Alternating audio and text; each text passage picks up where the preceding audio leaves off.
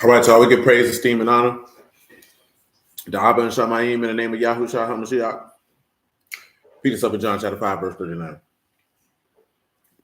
Search the scriptures, for in them you think you have eternal life, and they are they which testify of me. And you will not come to me that you might have life. I receive not honor from men, but I know you, that you have not the love of Alahym in you. I come by Abba's name, and you receive me not. If another shall come in his own name, him you will receive. How can you believe to receive honor one from another, and not the honor that comes from Alahym only? Do not think that I will accuse you to Abba. There is one that accuses you, even Moses, in whom you trust. Had you believed Moses, you would have believed me, for he wrote it. But if you believe not his writings, how should you believe my words? All esteem and praise to Abba and Shamayim in the name of Yahushua HaMashiach. Let's hit this Hebrews 5:1. For every high priest taken from among men is ordained for men and things to Alahym. What's good, though? That he may offer both gifts and sacrifices for sins. Who can have compassion on the ignorant and them that are out of the way? For he himself that is encompassed with infirmity. And by reason hereof, he ought ask for the people, Shalom, so also for himself to offer for sins. And no man take this honor unto himself, but he that is called of Alahym is Aaron. So also Mashiach esteemed not himself to be made a high priest, but he said unto him, you are my son, today have I begotten you. He said also in another, you a priest forever after the order of Melchizedek, whom the days of his flesh when he'd offered up prayers, peace, brother Omar, and supplications with strong crying and tears unto him that was able to save him from death, and was heard in that he feared. And though he wore a son, yet he learned obedience by the things which he suffered. And being made perfect, he became the author of eternal salvation unto all that obey him. Called of Alahym a high priest after the order of Melchizedek. Peace, Asheron, man. So check it.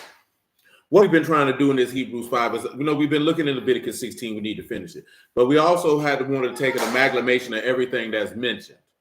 So everything that's mentioned, from him suffering, from him being called a son, from him being called a priest after the order of Melchizedek, all these things are necessary, especially the part, and we've already kind of talked on Psalms 2, which was quoted in this epistle letter. Shalom said, man, which is, peace, Sister Gwen, is right now we're dealing with the suffering part. But the fact that he said he bestowed the honor of him becoming a son, I think a lot of people overlook that fact that this is mentioned in the chapter that's talking about how he is called Peacer after the order of Melchizedek. Because if he's a son, that means the father is also a priest after this same order, because he's king and priest sitting on his throne. So you have to pay attention to them type of things. You know what I'm saying? See, it's a lot of things that people, Shalom, Brother Rob, it's a lot of people, Shalom, it's a lot of people that read the text and you overlook stuff. You know what I'm saying? One of the things you want to do is you want to slow your mind down. This is not a race. You know what I'm talking about? It's not a race to see how much Bible you can read. You know what I'm saying? What's good, my G? Like, it's not a race to see how much Bible you can read. It's about how much Bible you can understand. So you want to look at stuff, you want to slow down. Especially, I said, right, what I told y'all Wednesday about the Christian dude. Man. A lot of Christians, they don't believe the Testament like they say they do. I ain't going to lie to you. Shalom, Jay. I ain't going to lie to you. Because they put a lot of weight on these epistle letters, and they don't know where these epistle letters come from. You always have to remember this. I'm going to reiterate this 1,000 times. And y'all willing 1,000 more. This man is writing to congregations who they formed and instructed, or with in the instance of Titus, Timothy, and Philemon, men who they actually taught. Timothy and Titus was a pastor. Timothy was a minister. He was a teacher. Philemon was a brother. You know what I'm talking about? So you have to pay attention to that to understand the root of where these words that you got to remember, he's writing to people who he taught the word or who knows the word. So you have to have a justification for what you're looking for. So when you look at the Epistle of Hebrews, it's ascribed to being written to Paul, but nobody really has a definitive author of this letter. That's why it's much more speech to them, because these are people who's supposed to know the word. So it's just getting straight and direct. You know. So you have to look at this stuff. You got to slow your mind down. Why is he saying no man is esteemed himself to be made a high priest, but he said to him, you are a son, and then mentioned Psalms 110. So that means being a son of God and being a priest after the order of Melchizedek go hand in hand. So then when we look at what we looked at Luke 24, we say it behooves Mashiach to suffer. That means the suffering is a part of him becoming a son of God, which is an integral part of him becoming a priest after the order of Melchizedek. You're not going to have one without the other. You understand? That's how it works. Now, we was in Psalm 6 Wednesday, and we're going to take a trip back over there. We was also in Psalms 88, and we got things to talk about in Psalms 88 and a lot more detail. And what we're talking about is how there's no repentance in the grave. See, when Mashiach went in the grave, there was nothing for him to repent of. So we have to establish those particular things, man, as it pertains to the priesthood of Melchizedek. We touched on a lot of different things, probably not in the fashion that you thought we would. But praise be to Yahuwah for that. Psalm 6 and 1, if I can get there in a timely fashion.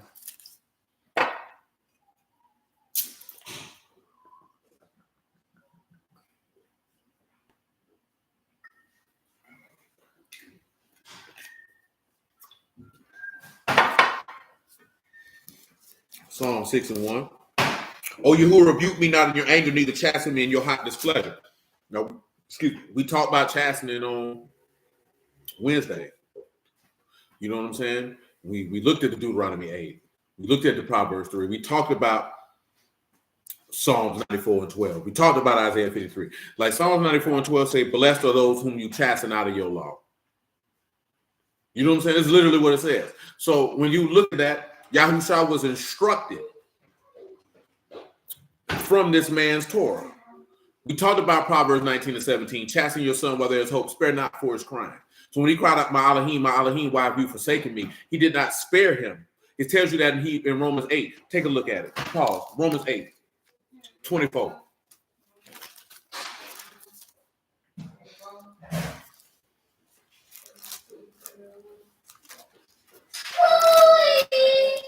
See, like I told you, man, and I don't say this out of no boasting, sincerely. Like I was talking with a brother, I think I told you this here, man. He said he told IUIC that Paul spoke his own opinion in some letters, and they told him he was a demon, didn't know no Bible, and he read it straight off the page when Paul said, I say this not the Lord, I speak by permission.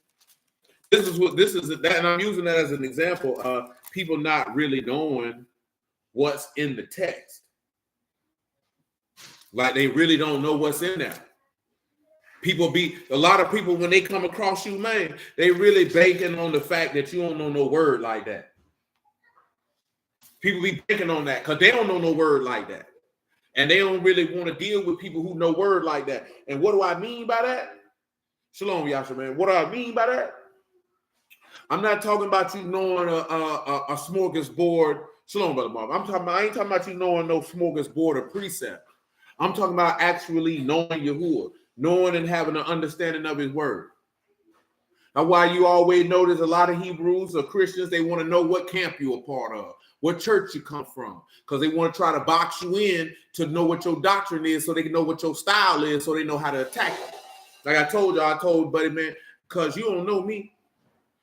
You know what I'm saying? Because we like the 5 deadly venoms, my nigga. Shalom, Brother Harrison, man. You know what I'm saying? We can stand close to walls like number 4 the lizard. We could come with the drunken style. We can come with any style you want. You know what I'm talking about? It don't make me no never mind. You're not gonna know. Look here, man. Look here. You ain't gonna come at me like, oh, he do brilliant jujitsu. Nah, cuz I can hit you with the jujitsu. We can hit you with some kung fu. We can wrestle. I got many styles. You're not gonna know what to do. I say that because that's how your Lord and Master Yahushua HaMashiach, they didn't know how to come at that man. They thought they knew how to come at that man. We don't have a doctrine, if you would, that you could say, oh, you fool with them people? Oh, I know what your doctrine is. They don't. You know why? Because our doctrine is God's doctrine, if you would. Or somehow some like to say the apostles' doctrine, which is Alahym's doctrine, which is Abba's doctrine, which is the doctrine of reconciliation through the faith of sanctification in Yahushua HaMashiach. That means we could come at you any way you want. You know what I'm talking about? And I'm telling you that out of all honesty, that's how it's supposed to be. That's how it's supposed to be. See, if somebody say, who your can? Oh, I'm with IUIC. They know, oh, I know what he believes. I know how to come at it. Or I'm with this people. I know how to come at it. Nah. We not on that. You know what I'm saying? You could get it any way you want. If you know what I'm talking about, don't make no difference, man. You can pick the book, chapter, and verse and make it light on yourself. I ain't got to have nothing prepackaged. Dudes be like, oh, let me study. I ain't got to study for nothing. You can holler at me any time of the day. It's whatever. That's if you want this work. Now, if you don't want no work, ain't the one for you. I ain't talking about no debating. I'm talking about if you want to know what type of time I'm on. You can holler at me. See, I ain't like the rest of these dudes, man. I'm not finna fuss, fight, and argue with you. But if you want to know what we stand on, bro, you can holler at me, bro. I'm a man just like you a man. We can have a conversation. I ain't no better than nobody. You can holler at me, G. You know what I'm saying? It's nothing. One thing I noticed since I've been in this word, man, when you talk to a lot of them brood, man, we used to be on Facebook all the time back in the day, man. Like, hey, bro, who got my number, bro? Just call me. I'm not finna be typing on here with you. Ain't nobody want to call because you want to put on a show for the crowd. We men, we can come to a meeting of the mind. We don't do this for no crowd. You can holler at me because I'm not finna be arguing with you on Al Gore's internet. I'm not finna be arguing with you on Clubhouse, bro. You can call my phone, bro. We can talk one-on-one. I'm not finna argue with you on Instagram. I'm not finna do none of that, cuz you can holler at me, man. And you know why you do that? Because that's what cut the arguments out. Because don't nobody want to do that. That's what you'll be seeing. That's how you gonna know if you're dealing with a man or not. Because a man gonna want to understand where you come from. He ain't gonna mind to have a conversation, even if you don't agree. Somebody who's operating in an immature fashion, he ain't gonna want to do that. A lot of these dudes, man, they just want to put on a show for the crowd. These boys looking for validation and celebration. You know what I'm saying? Ain't nobody love them and hug them when they was a jit, man.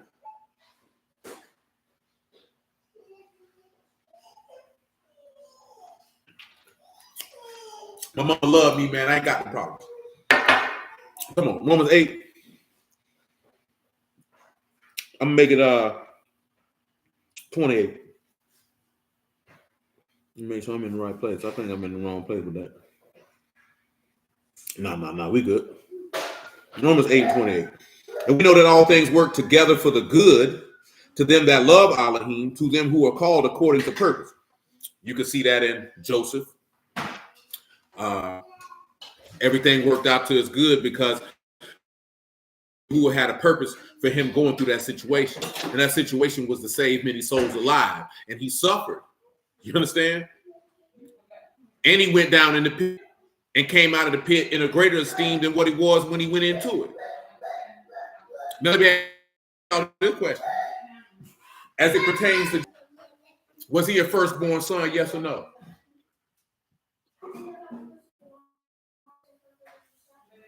Who knows the answer to that question? Was Joseph a firstborn son? Don't cut that on, Joanne. Hey, take that from her, please. Mother Sharona says yes. Sean says yes. Mika says no.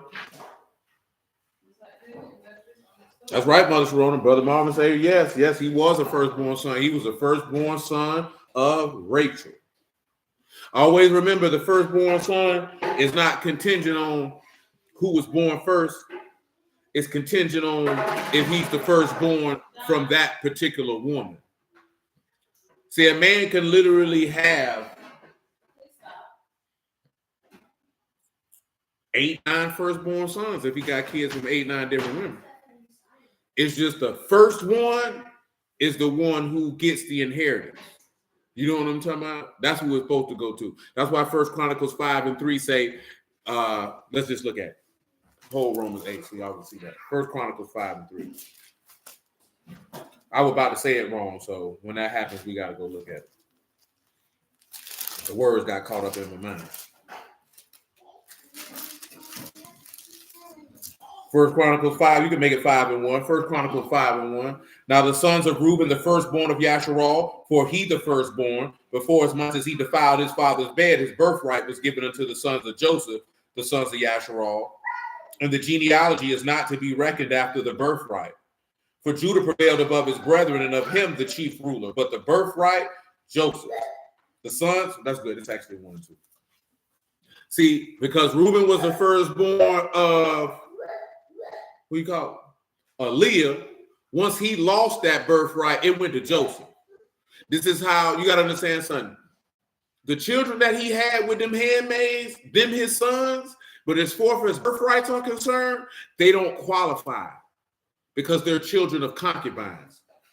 See, this is something that people don't want to tell you.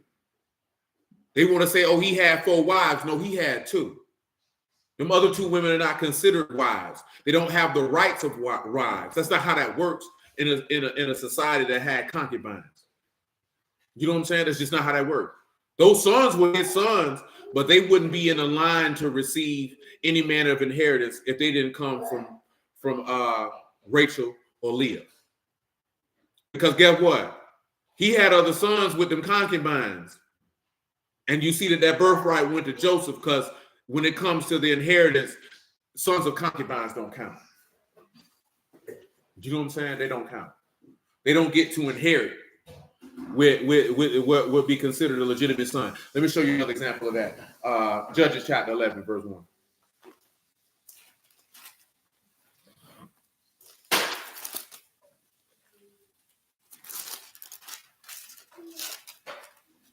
He said, now Jephthah the Gilad was a mighty man of valor.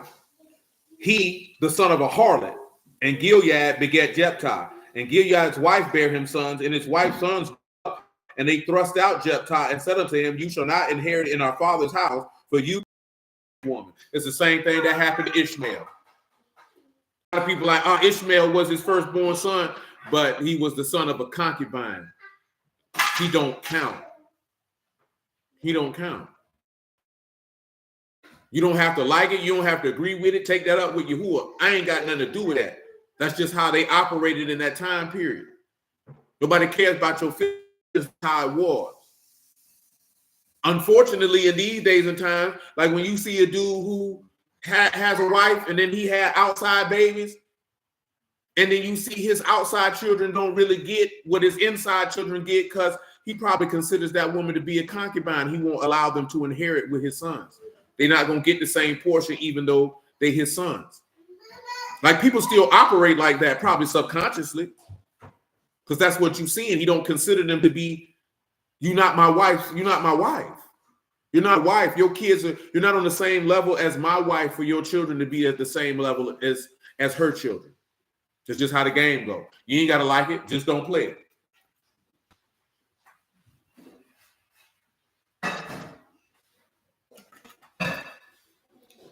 I told you before, it's a lot of people out here, boy, your mama was a concubine. That's why you ain't see your daddy like that.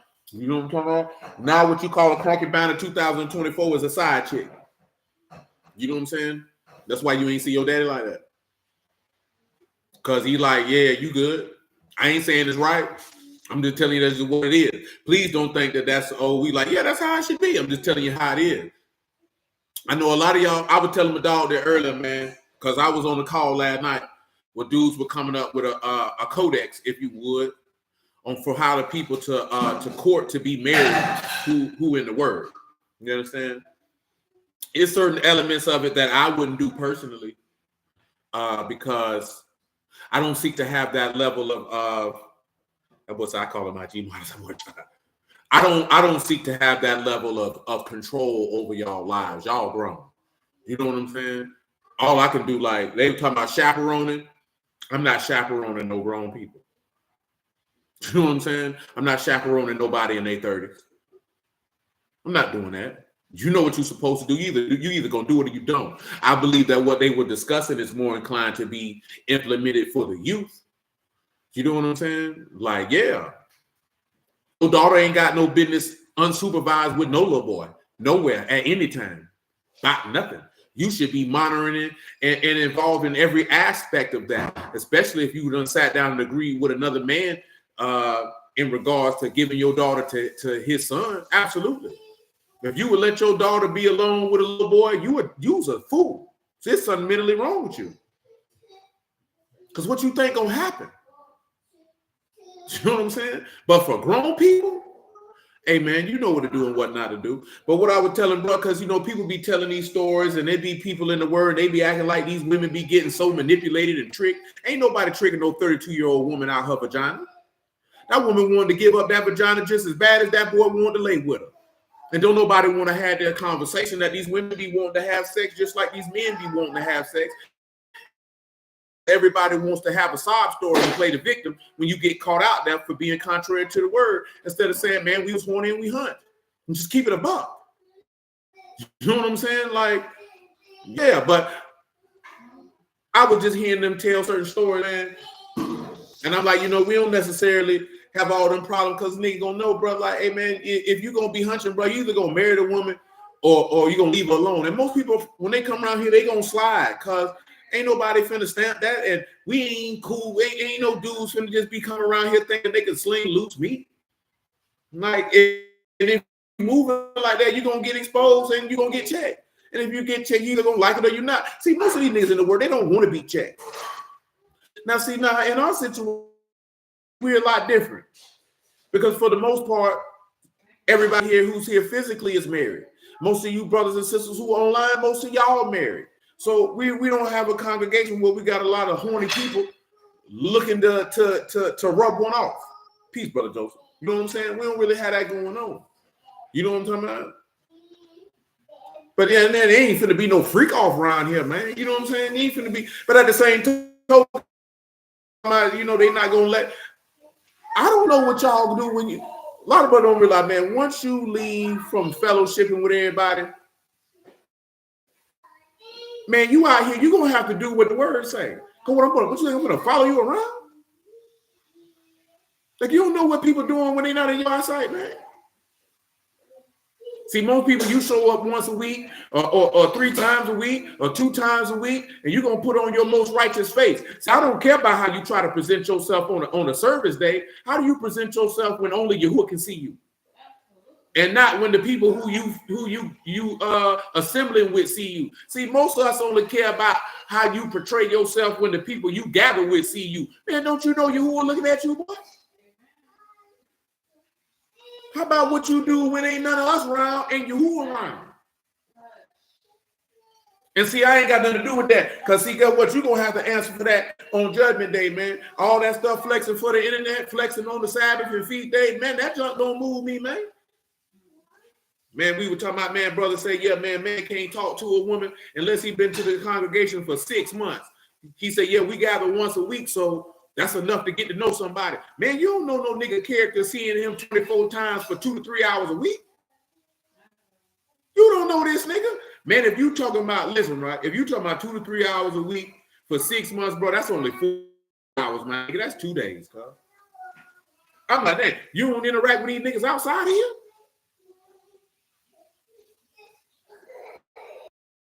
My God, today. 6 months ain't a long time, boy.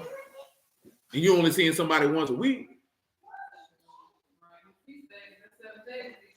Guess what? Most congregations don't even have service 7 days on no feast day, on no tabernacles or unleavened bread.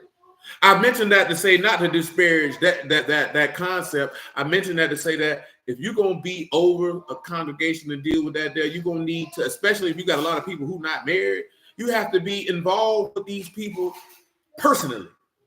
You know what I'm talking about? Not just on no Sabbath.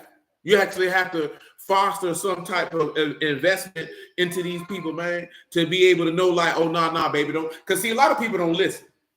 See, when your heart be involved and your loins be throbbing for somebody, you don't really want to hear nothing that nobody telling you about this person because you don't care. And sometimes you have to let people crash out and suffer the penalty of their bad decisions once you tell them. That don't mean you throw that in their face when they go bad and be like, I told you, nigga. You know what I'm saying? Come on, man, that's lame. You know what I'm saying? Now we just got to figure out an action plan to deal with, because I already knew this was going to happen. So there's no need for me to tell you I told you so. It's going to come down to, all right, how are we going to navigate around this situation and circumstance to make the best out of it? But a lot of people, you don't listen. A lot of people don't want to hear, don't you marry that nigga? Don't you marry that woman, man? Let me tell y'all something before we proceed, man, back to the matter at hand. It's a lot of bum, no good niggas in the world, bro. It's a lot of them. It's a lot of violent men in this joint who not used to, like, frustrated because women don't respect them and listen to them, and they feel like because they get in the word and they say submit to your husbands and this, that, there, and the third, that they gonna use that to their advantage because they a whole nigga to the core. They not the type of dude that has the self-respect, the honor, and the fortitude that he gonna command respect, or that woman won't be in his life. He's not trying to force anyone to respect him as far as a woman is concerned. He's not trying to force any woman to submit to him as far as a woman is concerned. If that's not what she want to do, she don't fit into his life, and he will not allow her to continue to be in it, much less get married to her.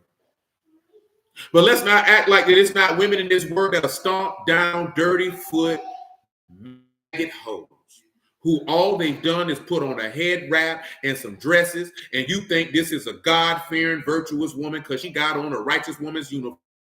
That's a hoe up under there. You know what I'm talking about? And you have to be able to recognize the character of this woman. And it takes time to recognize the character of somebody. And that's what people not doing. The word tells you how to recognize the character of a godly woman and a.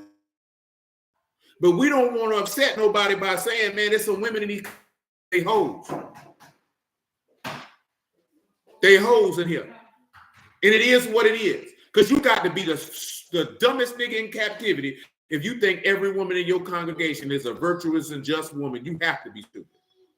Just like you'd have to be stupid to think everyone is just, righteous, and Kadash. That's foolish. And when I'm talking about a whore's woman, I'm not talking about a woman who throw her coochie to any and everybody. Anybody who's been around here knows what we're talking about. A rebellious woman. A proud, arrogant, disobedient woman. You can be a whore and never have. Jezebel was a whore, and she was a married woman. You know what I'm talking about? Whoring is bigger than just who you lay down with. You understand? It's a mentality. It's a mentality. And you have to be honest with people, man. You have to teach the young men, hey, man, you got to look for XYZ to know that what type of woman that is and avoid her. That boy says, every woman in the sundress really down for the cause.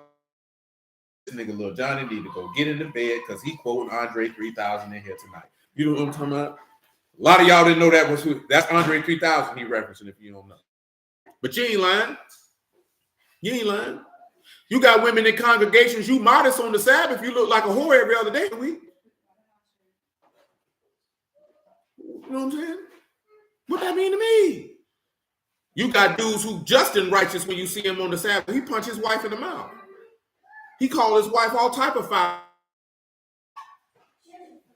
You know what I'm saying? He's just a nasty person all the way around the board.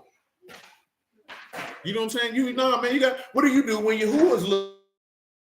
When you, because most of y'all, you only care about oppressing the people in the flesh. You better be worrying about oppressing him who sit in heaven. I'll tell you that. That's who you need to be worrying about. Oh, Lord, that's not going to work today. But come on. Verse 29. For whom, this is Romans 8:29. For whom he did foreknow, he did predestinate. Why my son ain't got no phone?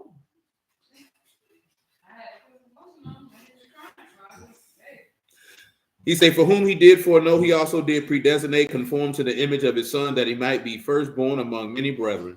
Moreover, whom he did predestinate, them he also called, and whom he called, them he also justified, and whom he justified, he also did esteem.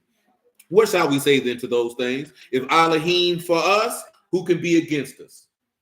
He that spared not his own son, but delivered him up for us all, how shall he not with him also freely give us all things? Notice how he said he didn't spare his own son. He allowed his son to go through these sufferings to be able to be of this priesthood, which is of endless life, which is why we even talking about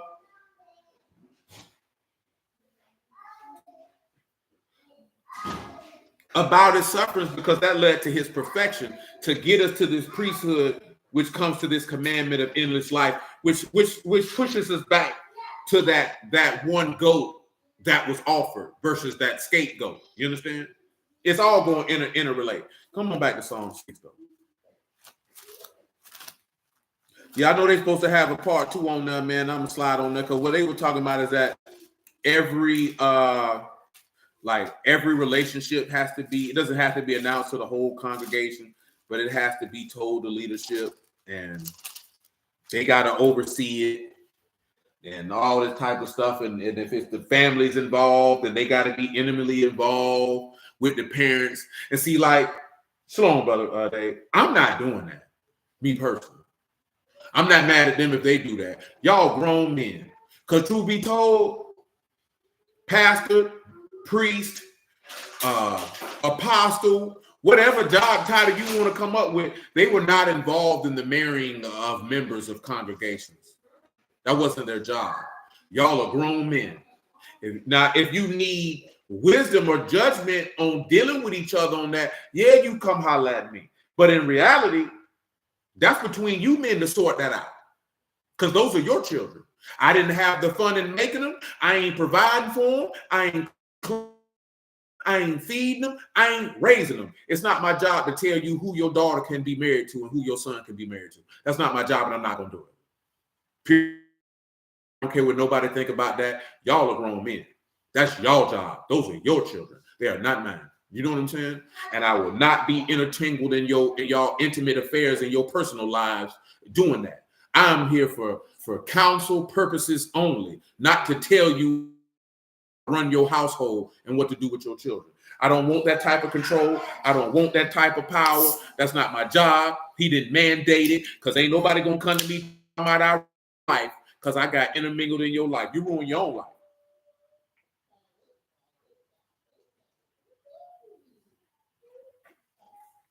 You won't blame me for it, because that's what people be wanting. Stuff don't go right. Oh, it's your fault. No. You made that decision all by yourself. Hold on. I ain't got nothing to do with that. Yeah, I don't know. Nah, man. A lot of brothers be feeling like, you overstepping your bounds. I'm doing that now. I'm in another man's household. I ain't got no business in your household like that unless you invited me over for dinner. You know what I'm saying? If you ain't invite me over for dinner, I ain't got no business in your house like that. That's just my view on it. I don't see any passages of scriptures. I don't see any passages in the Gospels. I don't see any passages in the epistle letters where it intimates, insinuates, or infers that leaders of congregations should have that sway in y'all personal affairs. I just don't see it. If you happen to see it, you can point me in the right direction. I ain't never read it, though. I ain't never read it. And so I told you that before, and I tell you that again. We're not running things like that. Y'all are grown men. If you want your daughter to be married to his son, then y'all sit down and have a conversation about that, and y'all iron out an agreement, and you make that happen. Like I said, if it's too difficult for you, you come holler at me, I give you some counsel, and then y'all go back and figure that out on your own. I think some men don't understand, maybe because they probably ain't had a daddy like your daddy don't tell you what to do. He give you the game so you can do it yourself. Because you have to empower a man to be a man so he can empower a son to be a man. Not hold his hand and rule over him and tell him what to do. That's not my job. And God forbid any of you seek to run things like that after my demise. I hope the Lord strike you right upside your head with a baseball bat. Straight from heaven. I just hope he open up heaven and hit you with a baseball, not a thunderbolt, a baseball bat. Knock some sense into your brain because you overstepping your bounds. Psalm 6:2. He said, have mercy upon me, O Yahuwah, for I weak. O Yahuwah, heal me, for my bones are vexed. My soul is also vexed. Shalom, brother. But you, O Yahuwah, how long? Return, O Yahuwah, deliver my soul. Oh, save me for your mercy's sake. For in death, no remembrance of you. In the grave, who shall give you thanks? Now let's look at Ecclesiastes 9, because you know what Ecclesiastes 9 say, right? I will say this here, man. I find it amazing that we in the Word, and that a lot of people don't believe that grown people have the capabilities of running their own life. You know what I'm saying? I find that amazing that we don't believe that 30, 35, 40, 45-year-old people don't know how to run their own life. You know what I'm saying? Now, people in their early 20s, yeah, you got to give them some guidance. You know what I'm saying? But at the same token, like, bro, if you got your parents, bro, Go holler at your parents, cuz. You got parents. You got parents. I get it. Oh, that's the pastor. Woo. I get all that. Whether your people in the word or not, you come holler at me, but you need to holler at you. If your daddy in your life, why you ain't hollering at your daddy about certain things? That's gonna make me look at you funny. If your daddy in your life, you don't holler at your daddy about nothing.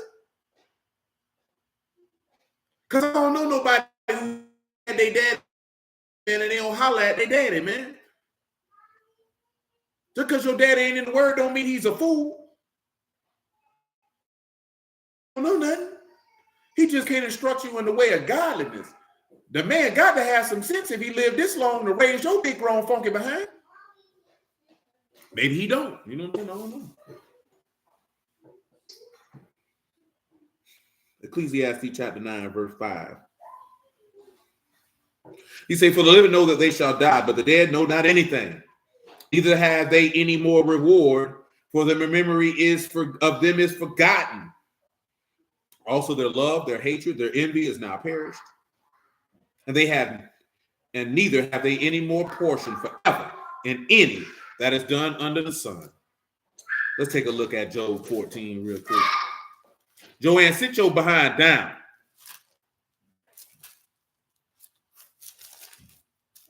Let me see what I want.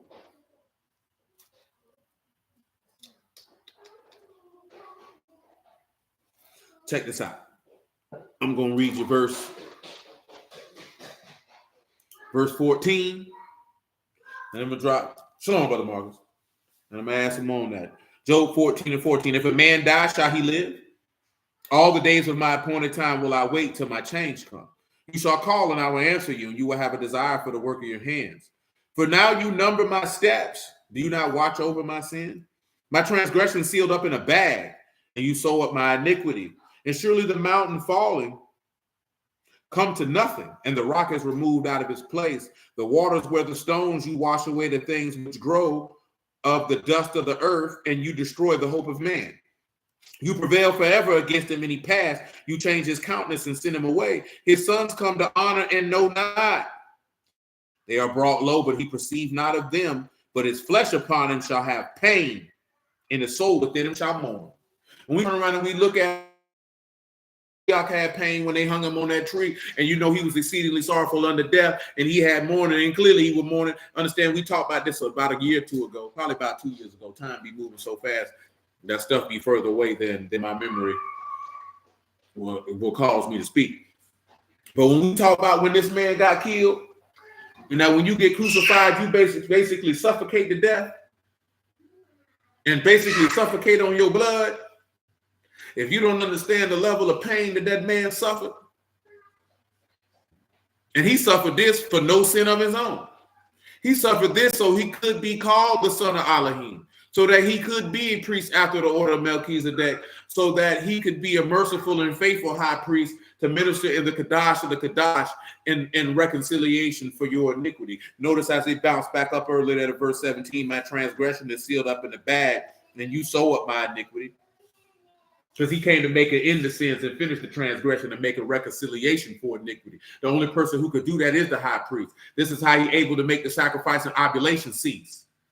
Because now you have no need for anyone to offer any sacrifices in a sanctum for you every year. But everybody arguing about animal sacrifices, you missing the point. The man already told you in Jeremiah 7, I never asked your fathers for no sacrifices. I told them, obey my voice. That man don't give a damn about your bulls and goats, your turtle doves and rams, your lambs and drink offerings. That man don't care about none of that. He don't care about none of that. He wants you to believe and obey. You care about that because you think that's your out for your inability to obey and your lack of faith in this man's word. That's what people's problem is. That's why when you come around this corner, man, we ain't talking about no law. I don't need to be talking to you about no ministry of condemnation. And then if you say you an Israelite and you already know the law, then what am I talking to you about what you already know you're supposed to be doing in the first place? That don't make no common sense. And then the things that we only want to talk about, we just talked about this the other day. You only want to talk about keeping the Sabbath and not eating pork and feast days because that's easy for you to do. But having control over your penis, having control over your vagina, getting that malice and envy and spite and slandering, you know what I'm talking about, and lasciviousness and blaspheming and evil eye and all these old intricate wicked things you got going on. You don't want to talk about that because that's what's hard. Everybody say it's hard to keep this man's commandment. No, it's not. It's hard because you don't want to renew your heart. You don't want to cast out that filthy heart you have and make you a new heart and a new spirit. You don't want to circumcise your heart. You don't want to get rid of those things. You don't want to get rid of your pride. You don't want to get rid of your selfishness. You still want to be the same wicked person you always been, just with a godly uniform on. But that godly uniform don't mean nothing when the heart is which you put it on. Because you care about looking righteous versus being righteous. See, that's the conversation you don't want to have. You just don't want to stop sinning. You want to justify yourself on every cut and corner. You want to surround yourself with people who will justify you. Shalom, man. Man, you ain't never going to get God. Man, you ain't going to never become godly if you just keep people around you who going to co-sign whatever it is that you do.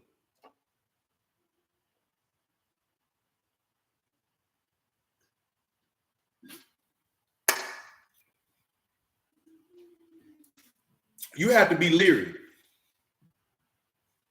that when you know you making decisions or making moves based off your flesh and the people around you don't say nothing to you about it.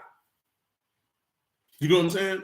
And sometimes, man, I just telling Dee last night, man, sometimes you have to sit down and have conversations with people, man, and tell them things that they may not necessarily want to hear about decisions that they might have to consider. Instead of going and say, no, it's going to be, man, you got to tell people, hey, man, this is what it is. You might have to make this decision right here, man. I'm not telling you what to do, but you might need to consider. Because everybody not trying to bust your bubble and everybody not trying to hate on what you got going on. But being a friend is not just going along, seeing somebody going the wrong way, or there's a possibility of them making the wrong decision and you don't say nothing. And you champion them that. You ain't no friend. You're an enabler and a terrible person. Because you worry about hurting somebody's feelings. Man, bump your feelings. You'll get over it. But a real friend going to tell you what you need when you get, man, like, hey, I don't know if you want to do that. I ain't telling you what to do. I'm just telling, hey, weigh that out and consider. Hey, if you do it and it go wrong, I'm going to be here for you. I ain't going to throw that in your face, but you need to be told that.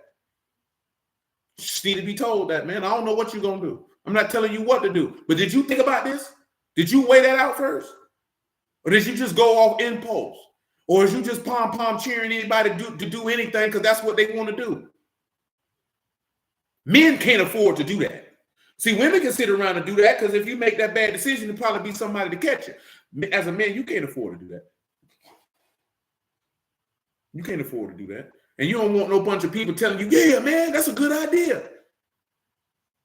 When you know it's not a good idea, don't be a rare bone. Don't shun the counsel and wisdom of those who are wiser than you to listen to your friends so you can crash out. But hey, y'all grown. Do what you want. You know what I'm talking about? Come on back over here to what it is, Psalm 38. We're going to get to Psalms 88 in a second. I got one in Psalm 38. Excuse me. I think it's Psalm 38. Let me see. Niggas be out here having us living a dangerous game, man. I promise you. A dangerous game. It's not Psalms 38. It's Isaiah 38. My bad.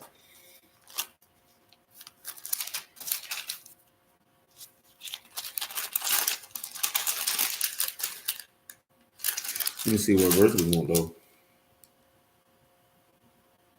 38:9, man. Ain't gonna hurt nobody. Isaiah 38:9.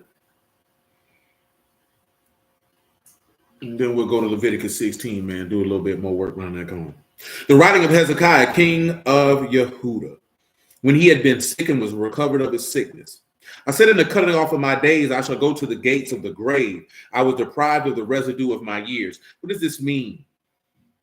I've been deprived of the residue of my years. This man said when he was in his sickness, he said he knew he was finna die. Now, I don't know if any of y'all have ever been in a situation where you thought you was finna die. I'm talking about literally. I'm not talking about, oh, you was in the situation and it skirted away. I'm talking about like there was a physical malady, ailment, disease, whatever the case may be. And you felt you're like, I'm not coming out of this. You know what I'm saying? This is what Hezekiah is referring to. If you've been in that situation, then you can relate to what he's talking about. I ain't never been in that situation, so I can't relate to what he's talking about.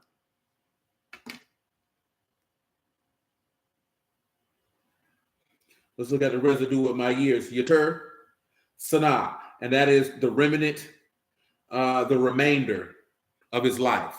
He felt his life slipping away, and that was going to be removed from him. Listen to the next thing he said. I said, I shall not see Yahuwah, even Yahuwah in the land of the living. I shall behold man no more with the inhabitants of the world. My age is departed and is removed from me as a shepherd's tent. I have cut off like a weaver my life.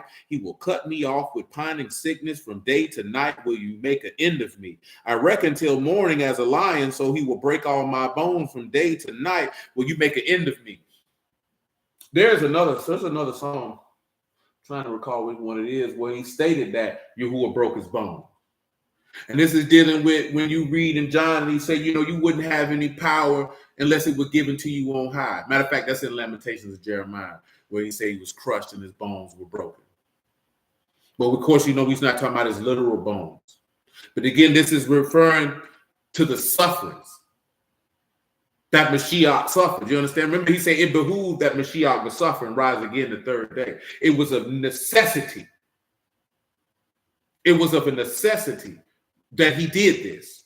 If he doesn't do this, he cannot become a priest after the order of Melchizedek. Remember, the captain of your salvation was made perfect through sufferings. Remember, he said, everyone whom he chastised and scourged, he received as a son. If you do not accept the chastisement, you are not a son, but a bastard.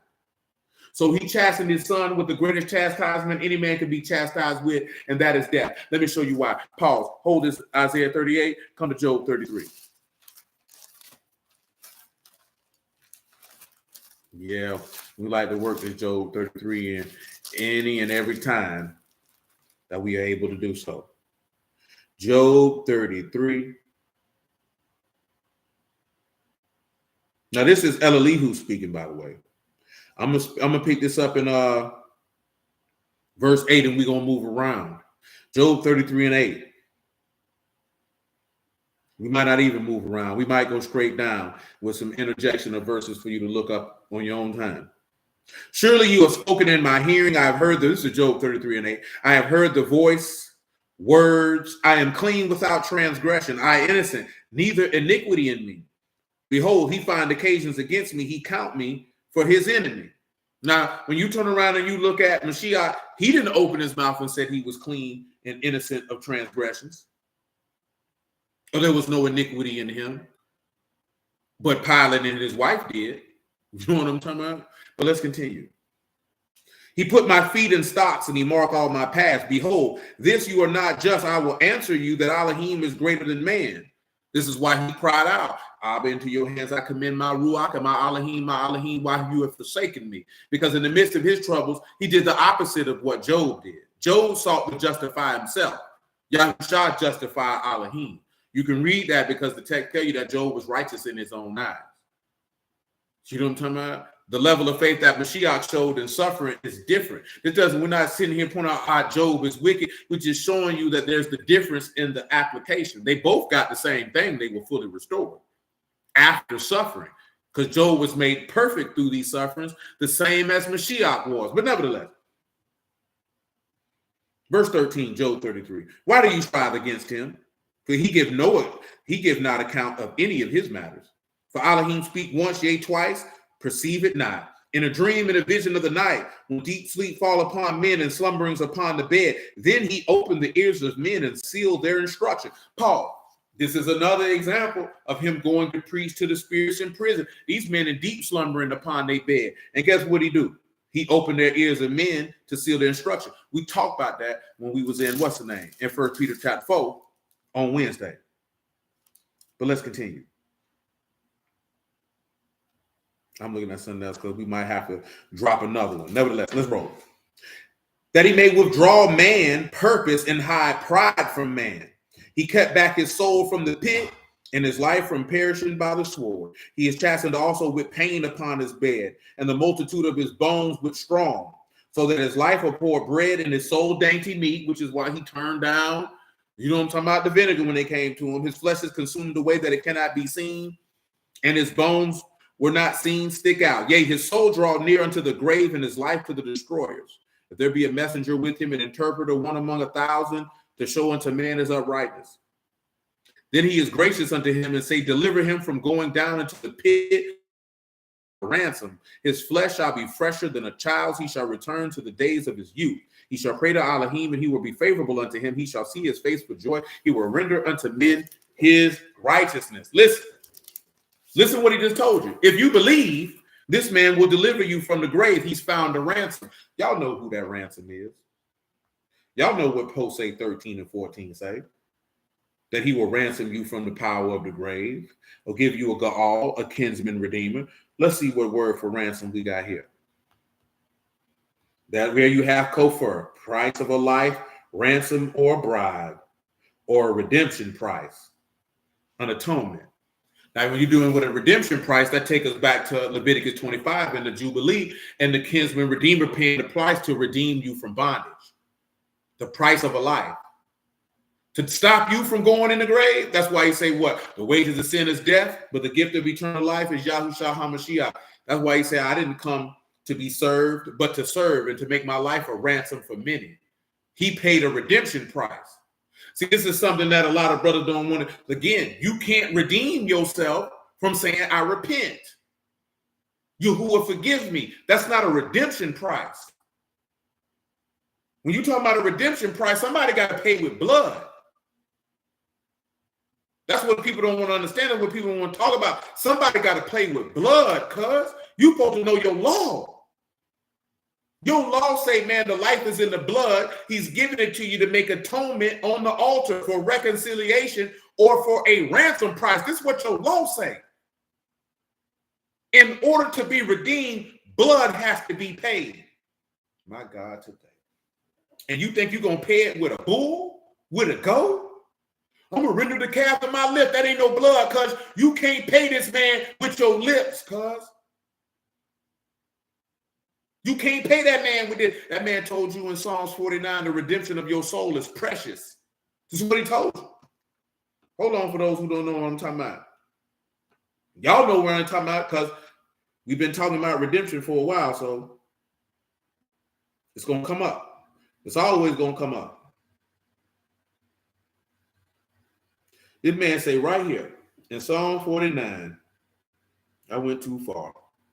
In verse 7, none can by any means redeem his brother, nor give Alahym a ransom for him. For the redemption of their soul precious and it ceased forever, then that he should still live forever and not see corruption. When you deal with redemption, that is pidon, dalit, yad, and mean. That is a ransom, a redemption, that which was redeemed.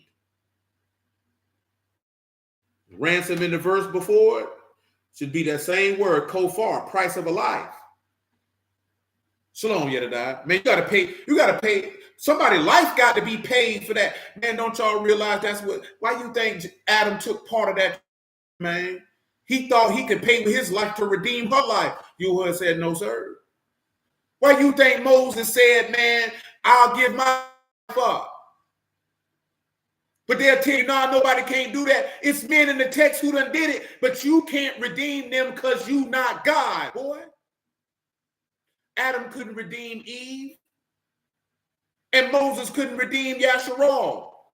And you got people talking about, yeah, that's Israel in Isaiah 53. Sinners can't redeem sinners, man. What's wrong with you? You got to be a plumb dumb fool to think a sinner can redeem another sinner. They can't. That's not how that works, man. You don't know your God if you think that way. The part of the reason why people don't want to accept Yahushua HaMashiach, because they know they're going to hell.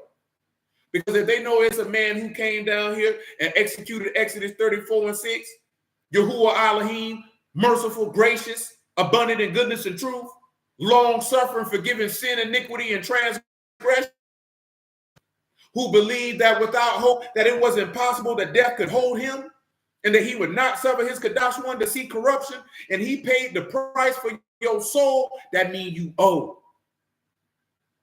That means you owe him. Not that he owe you, but that you owe him. And the only way you can pay him back is to give your life over to him. And niggas don't want to pay that. They don't want to pay that. They don't want to pay the price of their life to equal the price of his life. You don't want to give your life up for Yahuwah the way he gave your life up for you, because you a wicked bastard. I'm talking about you's a raw, I'm talking about you is a bastard. You are a raw mamzer. That means you are a wicked bastard. Ra is the word for wicked, and mamzer is the word for bastard. You are a raw mamzer. You are a wicked bastard. You are a disagreeable, illegitimate individual, born of a strange woman. You know what I'm saying? That strange woman being Satan. You no good, dirty faced bastard. He said their reward can be taken by another, but the reward with Yahushua cannot be taken from him. That's right there. It's the mercy and redemption is with Yahuwah only. Man, they can't pay that price because you think that's a man for real. Your God became a man to redeem you because he the only one who can do it. He the only one who can pay that price. No flesh and blood man can pay that price. No flesh and blood man can pay that price. I'm talking about all the way live like that, man. This is how he's able to become a priest after the order of Melchizedek, to be the priest who's after a commandment of endless life. That's why we're talking about that, because that's a part of that. Let's continue. Job 34. That's how he able to render unto man his righteousness. He can pay you back with the faith that you showed him. And he can pay you back with the eternal life, which is promised to all those who believe. But let's continue. He look upon men and say, I have sinned and perverted right, and it profited me not. He will deliver his soul from going into the pit, and his life shall see the light. Because in him was light, and the light was the life of men.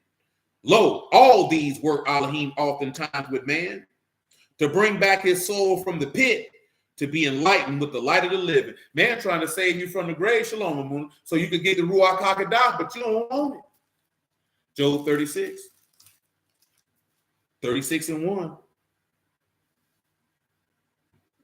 Elihu also proceeded and said, suffer me a little, and I will show you that yet to speak on Alahym's behalf.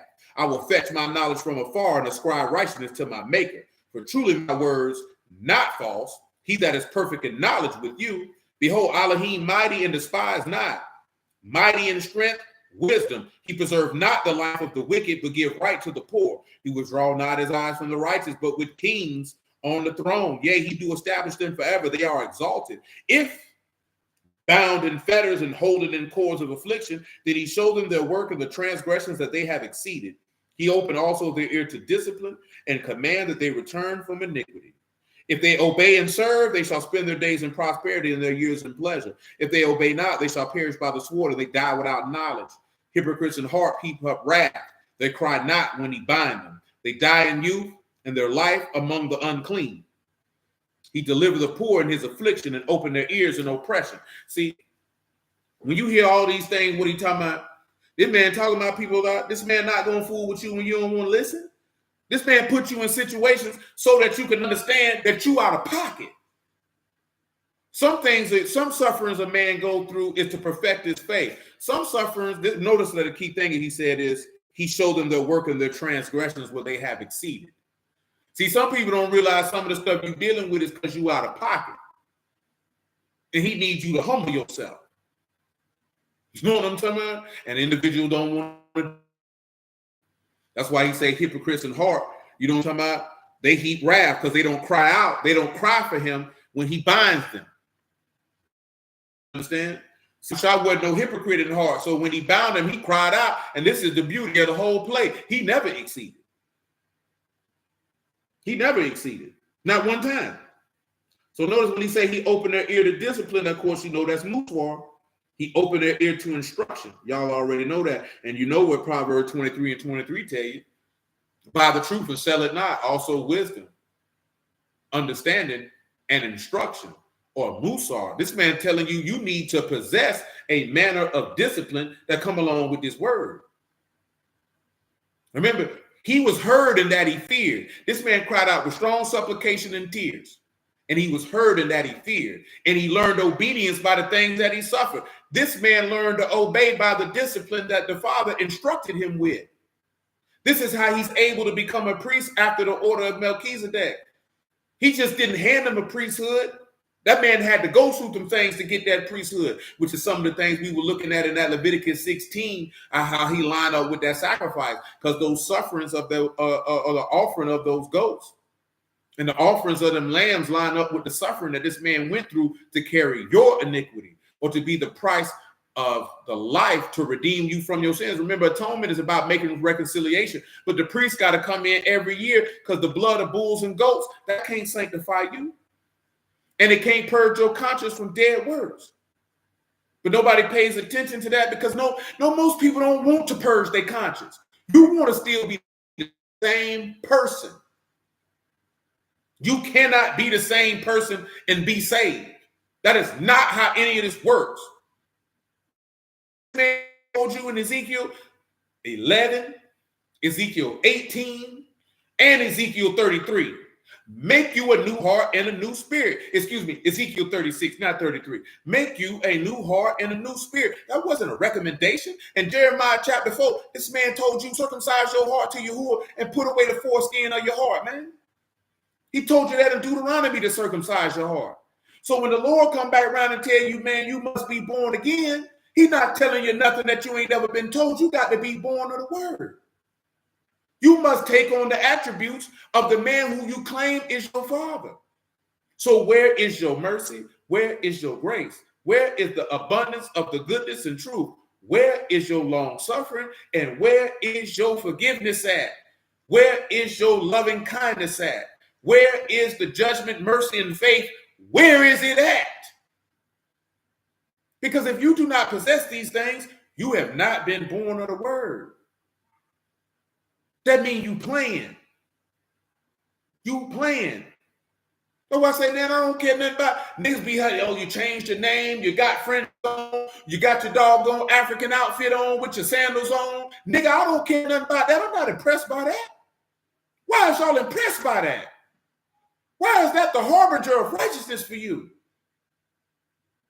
Oh, that nigga make a lot of posts. I know he godly. How? Man, this niggas who sit in people's congregations every day. Man, look at, man, there's people telling you that these people go from congregation to congregation, knocking women down. Women going from congregation to congregation, laying with this man, that man, and the next man. You know what I'm talking about? People sitting in there full of hate towards one another, slandering each other, envying each other, wrath towards each other, strife and contention towards each other. And you think this man sitting in there, yeah, that's the play right there, man. They got my name, though. They got my name on their clothes. They got my name on their chains. They put it on their license plates. Man, that man ain't looking at none of that. Well, he examining your heart. And when he look in your inward man, he said, ooh, woo. That thing, that dirty like a porta potty, boy. You ain't gonna wash that? That man can't make no atonement for you and you ain't gonna wash that? Matter of fact, don't even wash it. Just throw it away. Just throw it away. You don't even want to do that. You don't even want to do that. You just want to put a Band-Aid on it. You know what I'm saying? Man, these people playing game with us, man. Man, I'm glad I ain't never get caught up in what these people got going on. You know what I'm talking about? But boy, I'm not on that type of time. Boy, I promise you I'm not. Man, when we was in the street, man, we went in prep. Man, there were a lot of dudes had money. He was flawed, though. Y'all care about outward stuff, man, and you care about popularity. Just because this person popular don't mean he just. When this man told you, man, beware when they all speak well of you, for even did they fathers to the false prophets. But that don't mean you go out your way to be incorrigible, to be disliked. That don't mean you righteous either. You don't go out your way to be disliked. That's not the way to kick your game either. You know what I'm talking about? People just don't like that which is contrary to them. If they're spiteful and you're not, that's a problem for them. If they're slanderous and you're not, that's a problem for them. If they're lustful and you're not, that's a problem for them. See, a lot of time, man, I don't really get caught up on the internet stuff because I don't know you people. When I say I don't know you people, I'm talking about people who might post a lot. I don't know you.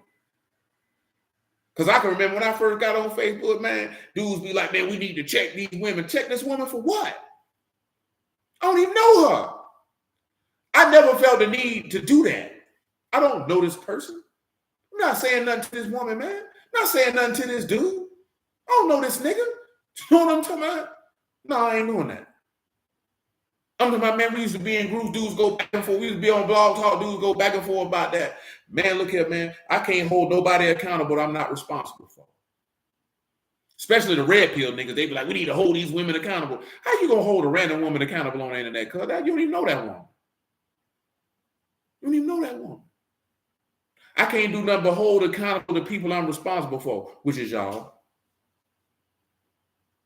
That's it. Like I can see you out of pocket. I can say something to you. I could not say something to you, but I'm not responsible for you. Now, if I know the people who are responsible for you, I'll holler at them. Now, whatever they do with you, that's between you and them. Like I done seen dudes check dudes' wives. Bro, I'm not checking no man wife about no word, cuz. If I know your husband, I'm going to holler at your husband. I'm not going to holler at you. That's out of pocket. I don't need to check you. You're not my old lady. I know you got a man. What I'm checking you for? I'm going to go holler at your husband. Man, hey, man, your old lady around here cussing dudes out. Man, whoop-de-whoop. Man, you might want to holler at her, cuz. I'm out. It's not my job. Not doing that. I ain't got time for that. I'm not checking no dude I don't know. Because you know what ends up happening? Them niggas going to want to fight. Then, you know what I'm saying? I'm talking about fight. I'm talking about fight verbally. And nigga might disrespect me, and now I'm gonna be mad. Now I'm gonna disrespect him, and all because I should have just minded my business. Now that's not different if you live amongst each other, whether you know this person or not. But most of us don't. We don't live amongst each other. It's different. It's different if you live amongst each other and you know this person on the corner in the word, and you see a dude creeping over there. You know she ain't married. Like, hey, who that nigga here coming in your house, bro? What is you doing? That's different. You laid your eyes on that. You obligated to say something. What you doing? Well, you know you out of pocket. Yeah, I learned that lesson. No, I ain't got time for that. You know what I'm saying? Because like what brother was talking about last night,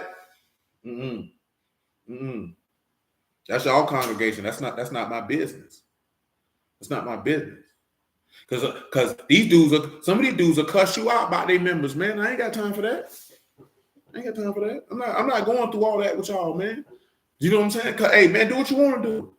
That's what you're trying to do anyway. You know what I'm talking about? Don't let me be the reason. Yeah, don't let me be the reason. No. You got to have skill. You got to know how to move. Because I'm telling you, man, 98 to 90 people who in this word, man, this ain't what they want to do. I hope y'all done figure that out long as y'all been in the word and been around people. Stop making these excuses about this nigga been in the word 7 years. Y'all do realize that most of these people y'all making excuses for, they've been in the word for a good little amount of time. This ain't somebody who just started 6 months ago. They got 5, 6, 7, 8 years doing this. And they still ain't got it right. They ain't even moving in a direction. That don't click in your brain. How do you do something for 7 years and you ain't? How you say you love God and you ain't mastered your loins? You think about that. How you ain't mastered your tongue? When I say mastered your tongue, I'm talking about whether it's from contention, whether it's from slandering, whether it's from reviling, whatever. How you ain't mastered that? How you ain't mastered not being covetous? How you ain't mastered not having hate for your brother without a cause? Don't you know if you hate somebody without a cause, you a murderer? That means ain't no eternal life in you because the love of God ain't in you. You can't hate in you and then say the love of God in you because the love of God and that type of wrath don't exist in the same place. Nobody said any of these things to us. So we walk around and think, yeah, God ain't finished with me yet. He's still working on me. This man 15 years, man. You mean to tell me he got to work on you for 15 years? What you been doing for the last 15 years? You mean to tell me you've been reading this man's word, say you've been showing up every Sabbath, you say you've been praying and you still the same person you was 15 years ago? 5 years ago? Man, you playing. This ain't what you want to do. This ain't what you want to do. Because if this was what you would want to do, you would give every ounce, just like the man told you, to love him with all your heart, all your strength, all your might, all your soul. You would give your all. You would give your all. But most people don't give their all because you lazy. You want somebody to do it for you. You always make an excuse of why you can't make it happen. You can always tell me why you can't do it, but you can't tell me how you can. That means it ain't what you want to do. Like DMX said, once there's a difference between doing wrong and being wrong. Indeed. Listen, man, I'm telling you. Civic can tell you we done been on job, man. They can tell, man, don't tell me how we can't do it. Figure out how we can. I don't want to hear that. I don't want to hear that. Nigga, oh, I'm tired. Nigga, everybody tired. Everybody's tired. So a lot of things people don't feel like doing. That's the difference between those who move to greatness and those who don't. Those who don't find a reason to make it happen. They don't push past the fact that I'm tired, that I don't feel like it, that I'm unmotivated. I'm just not gonna do it. You ain't never gonna do it because you don't want to do it. You ain't hungry like the werewolf of London, man. You ain't thirsting after righteousness. You ain't hungering after righteousness. You ain't moving, man. Look at, man. That's why a lot of times this man bring you that low, man, so you can get hungry. So you can be stirred, man. That's why he say, man, you done forgot your first love. He said, you better repent and do the first works. Lest I take your candlestick. Niggas always talking about my fire going out. Your fire didn't go out. You forgot your first love and he took it from you. Because you didn't value it. You didn't appreciate it. You thought you could be lackadaisical, comfortable, and lazy. You got all day to handle business and you sit around and do nothing. How the hell you expect to win and you don't want to do nothing? That's not how it works, man. You got to get out here and get your hands dirty, man. You know what I'm saying? And see, when I'm talking about doing something, man, I ain't talking about what some people talking about keeping no law, man. I'm talking about exercising works of faith, man. Yeah, that's what I'm talking about. Yeah, I ain't talking about no Saturdays and no not eating no pork, but that ain't what I'm talking about. Yeah, man, you gotta start being lazy. More people just lazy. You just want to sit around and be slothful. That man say poverty come to the slothful, man. That's what the book say. I didn't make it up. That's what the Lord said. Take it up with him. You know what I'm talking about? What's the other part I want to look at, man? Listen, he said he delivered. Come on back to Isaiah 38. Man, the Lord was with it. You know what he said in Luke chapter 2, right? Know you not, I must be what? About my Father's business. The man was about business. And when we talking about business, we ain't talking about, oh, he's standing on business. No, man, I got work I got to do. Everything in life about, that's why most people, and I done told you this before, right? He say, he that war can't entangle himself with the cares and affairs of his life. Most men are not cut to be in the ministry because you care about life too much.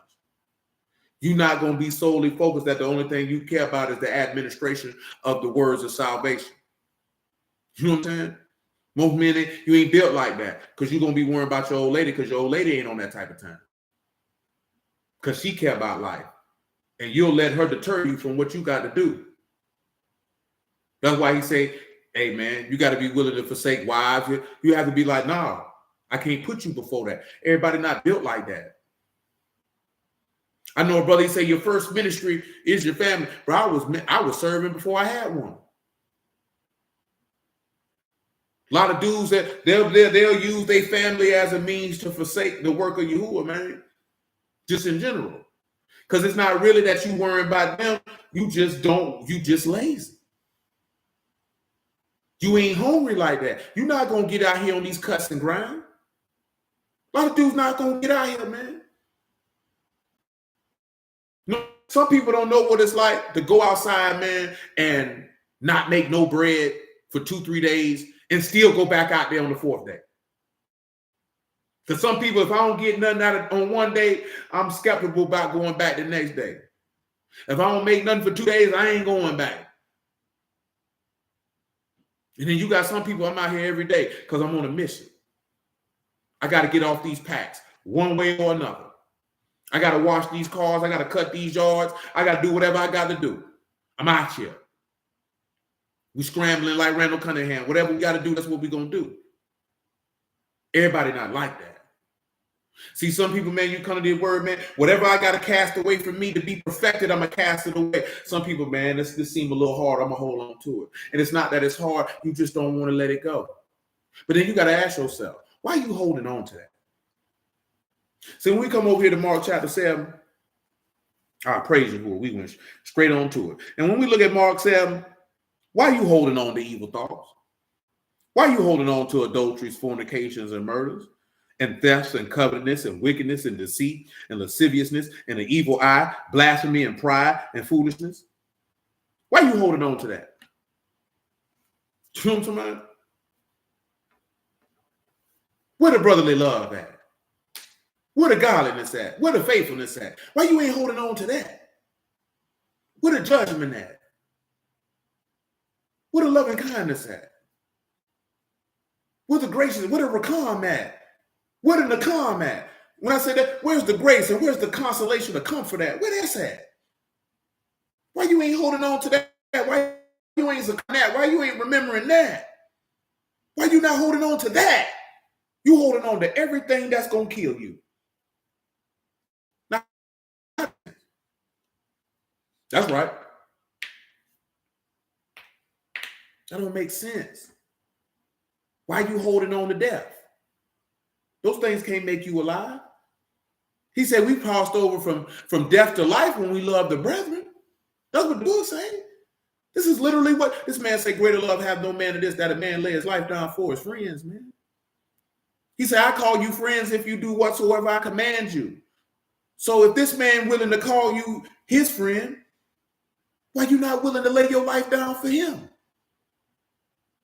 Why you not willing to do that?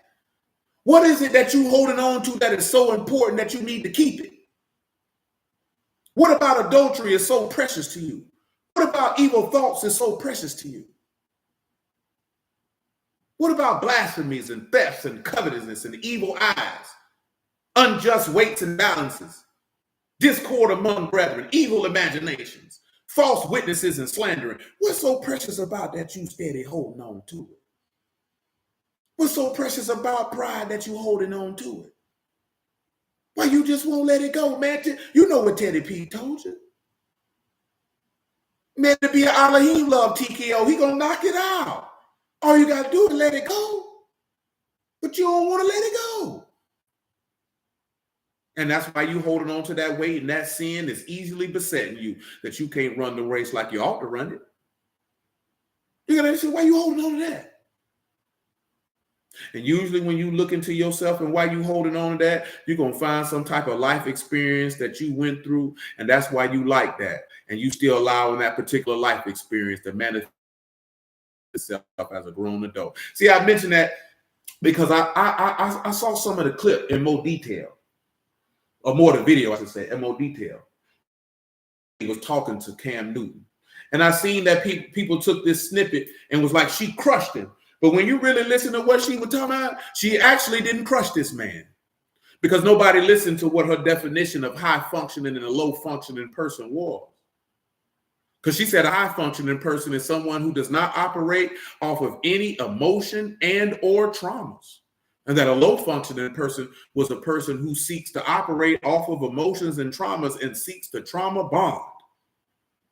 Nobody listened to that and paid attention to that. And she actually said that about 60 to 70% of men are high functioning, and that the majority of women are low functioning. Go watch it yourself.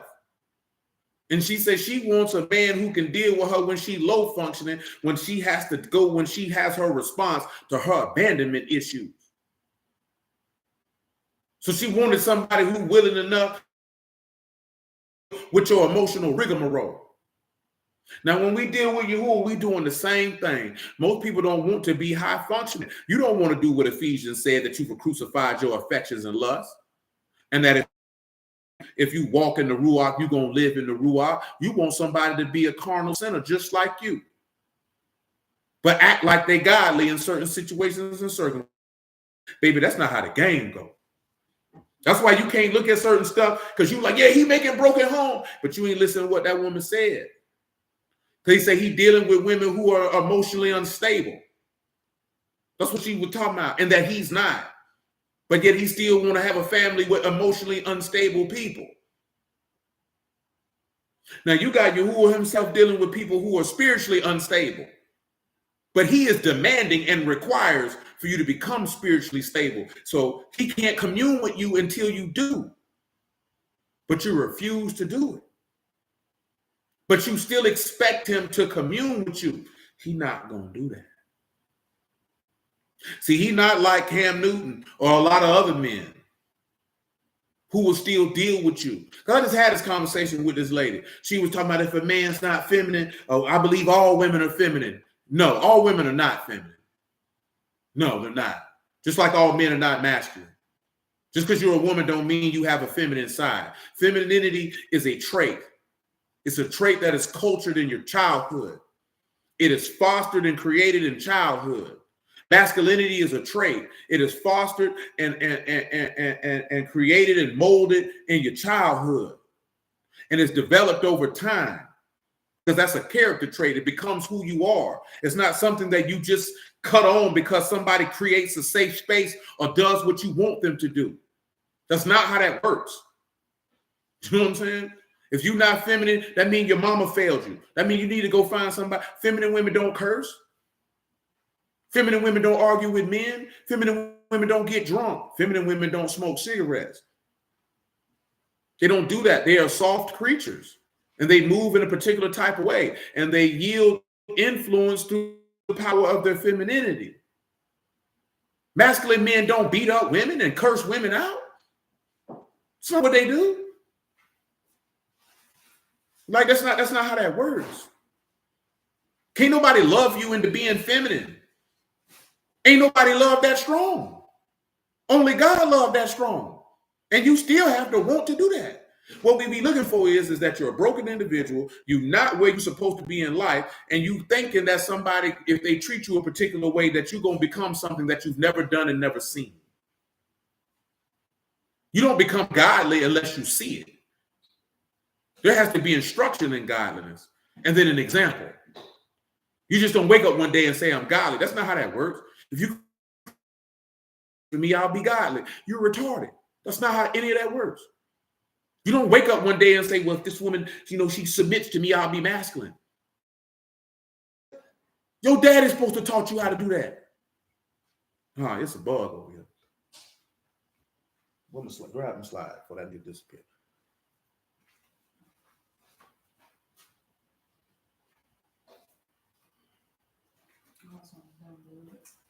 What kind of bug is it? It's like a water bug. You did all that, but you done caught frogs with your bare hands? Nigga, you caught a frog in Muffin's house years ago. Who? In Muffin's house years ago. Yes, you. A frog? Maybe yes. A lizard. I don't never remember catching a frog. Maybe a lizard. Nigga, that was a whole frog. Nigga. I don't know that. I bet you don't. Isaiah chapter 38. Yeah, it's a lot of this. Doggone, what you call them? Dragonflies and all type of junk around this hole. Unless the other house with number list. Isaiah chapter 38. Oh, start that. Verse 11. He said, we do got a lot of lizards down here. Who you telling? Yeah, man. And it's okay. Like I said, man, that's why you think you got a lot of young men on the internet angry about the stuff they be talking about. Because nobody taught them how to be a man. And they internet don't understand why they're not positive, because nobody taught them this is not what men do. A lot of women get caught up because they get taught up it's not what a woman does. I told you, some of y'all done seen that clip, man, and Charleston White ain't never told no lie, because I come from that generation, man. When a feminine woman walk in the room, niggas straighten up. Hey, man, don't talk like that. Niggas fix their clothes and everything. Wondering why these men be acting like that, because they know you a man with a dress on. You know what I'm talking about? It's a feminine woman room. You talk like me. You act like me. A feminine woman don't want to talk or act like no dude. She wants you to know I am a lady. She ain't broing you. What's up, my nigga? Cussing you out? What you F niggas doing? What? Nigga, what? She walk in the room, she got a Newport hanging from her lips. They like, oh, hell. You know what I'm talking about? Break wind in front of you, belts, all that. She don't care. Eat like a savage. Like, damn, baby. I didn't know you live like this. Then you around here talking about, I need chivalry. Nigga, what? Look at you. Man, next time a woman asks you to show you some chivalry, you tell her, I'm a Hebrew. I don't sing that king off this table. Yeah, people be still. Get your stupid behind out of here. You can't tell me you don't want nothing to do with white supremacy and then want me to act like a white supremacist. Because chivalry ain't no black stuff. That's nice. That's British. That's King Arthur's table. That was rules for knights. Look it up. Look it up. You want me to be some old Roman Catholic? What's the British church called? The Church of England. We got time for that. You want a chivalrous man? Go to England, ho. That's where you go. Yeah, we don't do all that. Participate in none of that. That's the wrong thing to look for. I don't want that. No. No, you tell me that's Greco-Roman. That means I gotta be gay. I don't want to be gay. You know what I'm talking about? Y'all don't know what them knights were doing when the women wasn't around. They wasn't jousting with swords. They were jousting with a sword, but not the type of sword you want to joust with.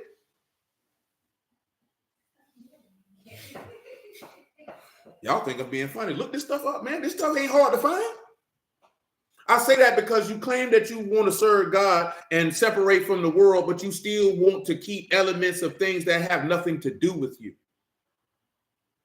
And it's okay if you know, I'm not saying you're going to hell for it, but I'm saying if you're going to do something, then do that. If you want to say that I'm sanctified and separated from these people, then stop.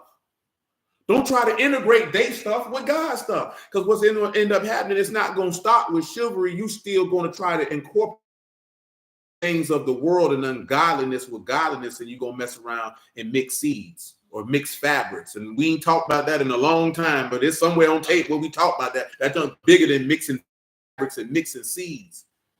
When you talk about mixing seeds, you know the seed is the word of Alahym. You can't mix a word in his word and produce everlasting life. Not gonna work. That's an abomination. You can't mix it. You have to stop trying to mix it.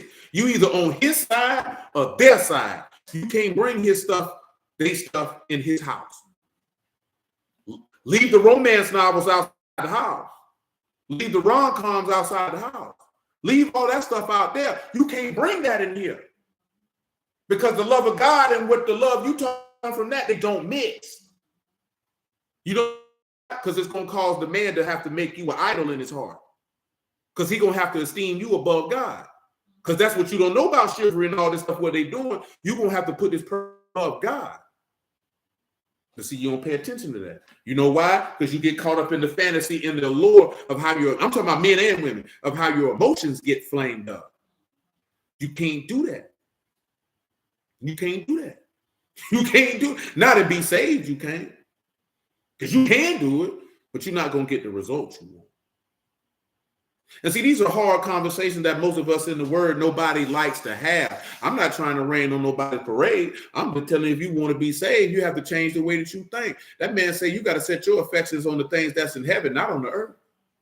So your thought process has to be different. That doesn't mean that this man can't love you or he can't do this, that, and the third. But if you're looking for what these people is pushed as love and how men and women ought to interact, you're going to be contrary to the word of God a majority of the time. A majority of the time. Yeah, it is. But I mean, I'm a little different on it the moon because I know most people are not taught properly. And I know that a lot of, and I'm just telling you this because I had a conversation with little homie and the dude he was with. We don't like to have hard conversations about certain things because we don't want to offend people. You know what I'm saying? We don't want to, if it's 5 women who was in the congregation who used to be hoes and 5 men in the congregation who used to be a beta male sent mangina, we don't want to have them conversations because it's going to hurt their feelings and make them uncomfortable. So nobody wants to talk about the things that happen in life so we can understand these mindsets. Where did this mindset come from? What caused you to think this way? What did you experience to cause you to think this way? What did thinking this way, what results did this get you? How do you see how this thought process is not beneficial to you? How can we take this thought process and destroy it by showing how it's contrary to the word of God so you can transmute your mind to the word of God and not how you was thinking before you knew it? Instead of just throwing Bible verses at people and just letting them sit there thinking that they good when mentally they do not know how to wrap their mind around the way that they think and how to stop thinking that way. Because the way that you think is based off what you've experienced. So we have to unravel what you've experienced to get an understanding of that. Why don't you value your body like that? Why do you feel it's necessary to give your body to every man who blinks at you? Why do you think it's cool for you to allow a woman to disrespect you in order for her to accept you and like you? Why do you think that's the way that you ought to behave? Where does that come from? Like you have to deal with that. You have to actually deal with that person and what they've experienced to understand the way that they think so they can see that way of thinking is detrimental to you. You have to do that. If you don't do that, people will sit there and think they fine. Even though they behaving contrary because ain't nobody going to say nothing. Because ain't nobody perfect, brother. We all trying to get there. Well, how they gonna get there if don't nobody hold a mirror to their face and say, you see them boogers in your nose, cuz? Let me tell you how mucus form in your body so you can understand why they're there. So maybe you can participate in healthy activities and behaviors so you don't have all this mucus build up. We don't want to do that with people. So people keep traveling down the same road, doing the same thing, going from and person to person, and everybody's getting destroyed and going to hell. And we like, well, hey, I told them what the word say, but you didn't care about them though. You didn't care about the outcome that they were going to have. Some people ain't going to be saved because they hard-headed. They're just not going to listen. But you still have to take the time.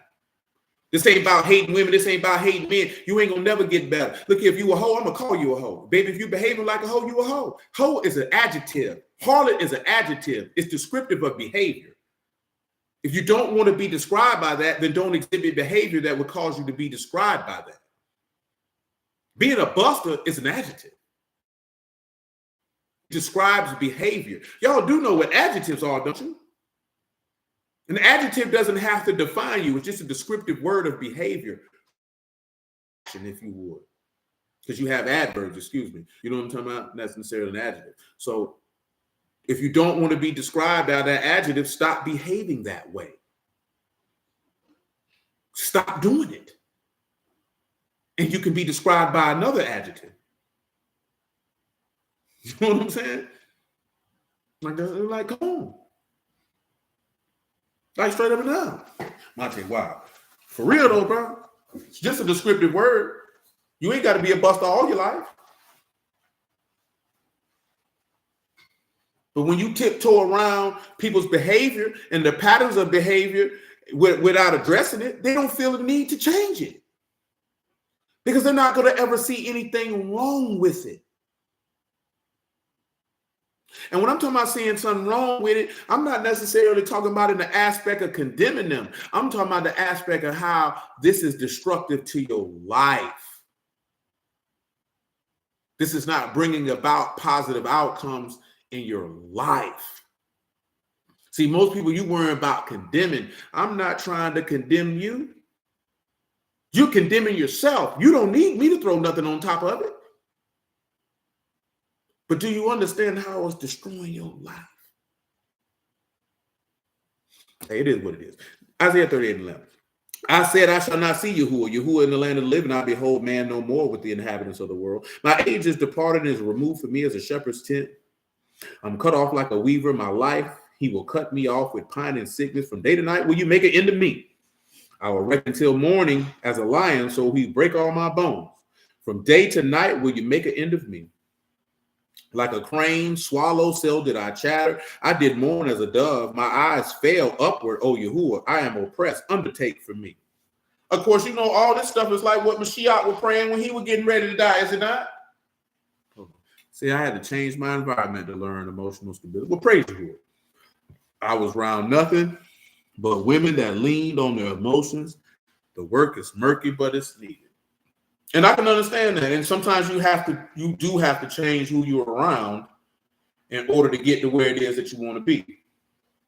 But that's a decision that you have to make for yourself. And you can't force people to do that. They just have to get to the point where they say, you know what? It's not going to work for me. I got to do something different. When you look at undertake here, it is a Rav, Ayin, Rosh, and Bat. It's to pledge, to exchange, to give a pledge, to become a surety. Y'all know what a surety is, right?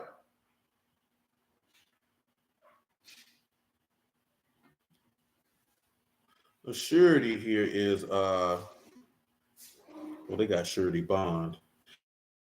That's a legally binding contract that ensures one party will be responsible for another party's debt, default, or failure to fulfill an obligation. Let me see something. Because I know that word in here in another place. Let me see something.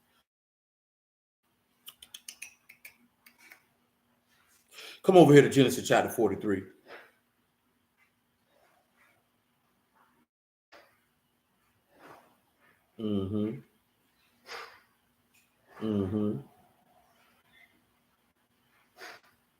Yeah, this is going to work out well. Praise Yahuwah. I'm glad that we came to that conclusion. I want you to come over to Genesis 43 and 4. And it's still going to take us right back to priesthood of Melchizedek, whether you believe it or not. Yahuwah will, you're going to see. Let Yahuwah be a sting. Genesis 43 and 4.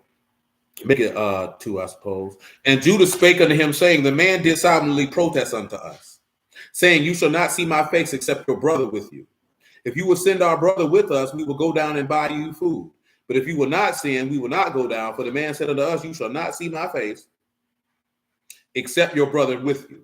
And Yasharal said, wherefore you dealt so ill with me, to tell the man whether you had yet a brother? And they said, the man asked us straightly of our state and of our kindred, saying, your father yet alive? Have you brother? And we told him according to the tenor of these words. Could we certainly know that he would say, bring your brother down? Yehuda said unto Yasharal his Abba, send the lad with me, and we will arise and go, that we may live and not die, both we and you, as our little ones. Listen what this is Judah saying. Listen what Judah said he's going to be. I will be a surety for him. My hand shall you require him. And if I bring him not unto you and set him for you, let me bear the blame forever. My God, today.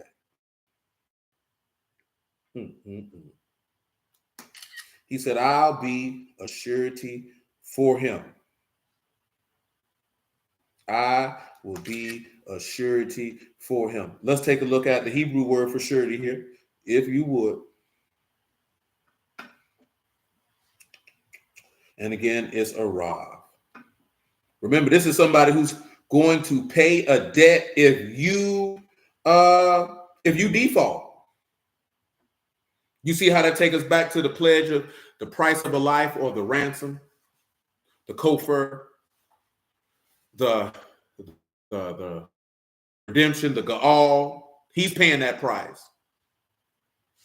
Because that's what Adam tried to do. And that's what Moses tried to do. But Yahuwah said, you can't pay that price. I got something better to pay that price.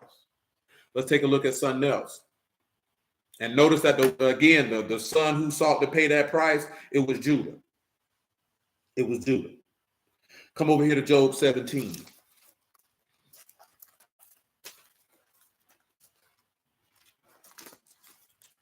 So I was talking about a few months ago, a reason why Christ came out of the line of Judah. Yes, he was. And you were correct, sir. And you were correct. It's definitely bearing witness. Absolutely. Let me make sure this Job talking. This Job talking in this here, right? This is Job 17:1. My breath is corrupt. My days are extent. The graves for me, not markers with me. Do not my eye continue in their provocation? Lay down now, put me in a surety with you. Who will strike hands with me? For you have hid their heart from understanding, therefore you shall not exalt. He that speak flattery to friends, even the eyes of his children shall fail. He have made me a byword of the people. Aforetime I was a tabernacle. But we come back to verse 3. He say, put me in a surety with you. Put me in a surety with you. What do you think that means? Again, you know the definition of the word. You know the word is arab. What do you think that means? Put me in a surety with you. What is this pledge? What is this surety for? What is this exchange? What is he exchanging? He's exchanging his life for your life. This is what he's doing. And he's exchanging your life because you failed on this covenant. Again, let me read the surety bond definition one more time. And maybe this will help us understand what we're going to read in Hebrews in a second. This is a legally binding contract that makes one party responsible for another party's debt. Now ask yourself this question. Who owed the debt? Didn't Peter tell you till the time of restitution come? Then we read earlier, who can redeem his brother from the grave? Ain't nothing you can pay. Do you remember what's in Jubilee? That the kinsman redeemer is the one who fulfills the debt? You remember Hosea 13:14, that he gonna be the kinsman redeemer to pay that debt? The debt you owe is your life. Do you not understand that every time you committed a sin, the only thing that you could pay with was your life? You can't pay with a I repent. That doesn't wipe out the debt. This is what Hebrews not telling you. I repent don't wipe out the debt. It don't wipe out the debt.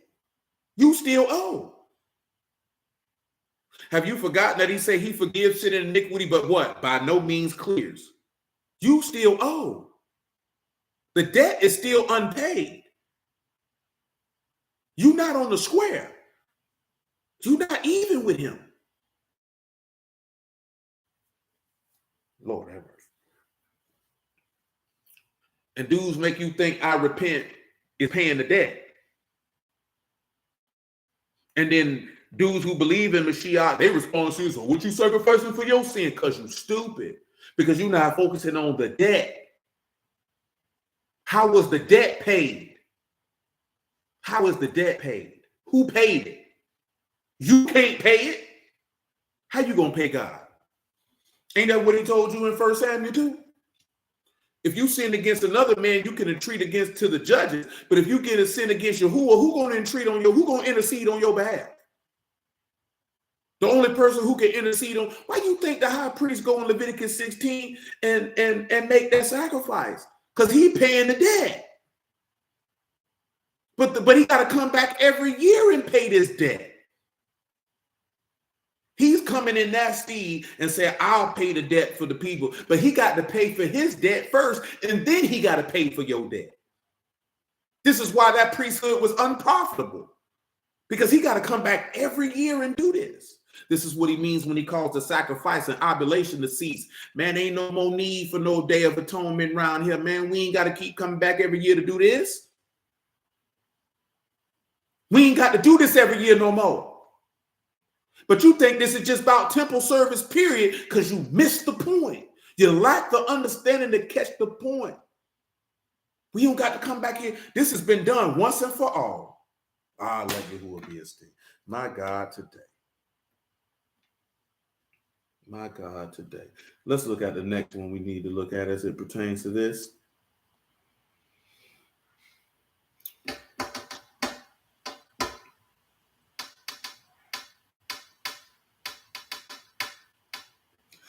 Come over here to Proverbs chapter 11.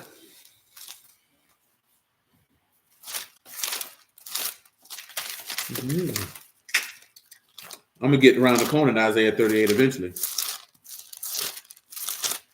We got time, though. You got time. Praise you, Lord. I appreciate you. I appreciate you. Let's come over here to Proverbs 11.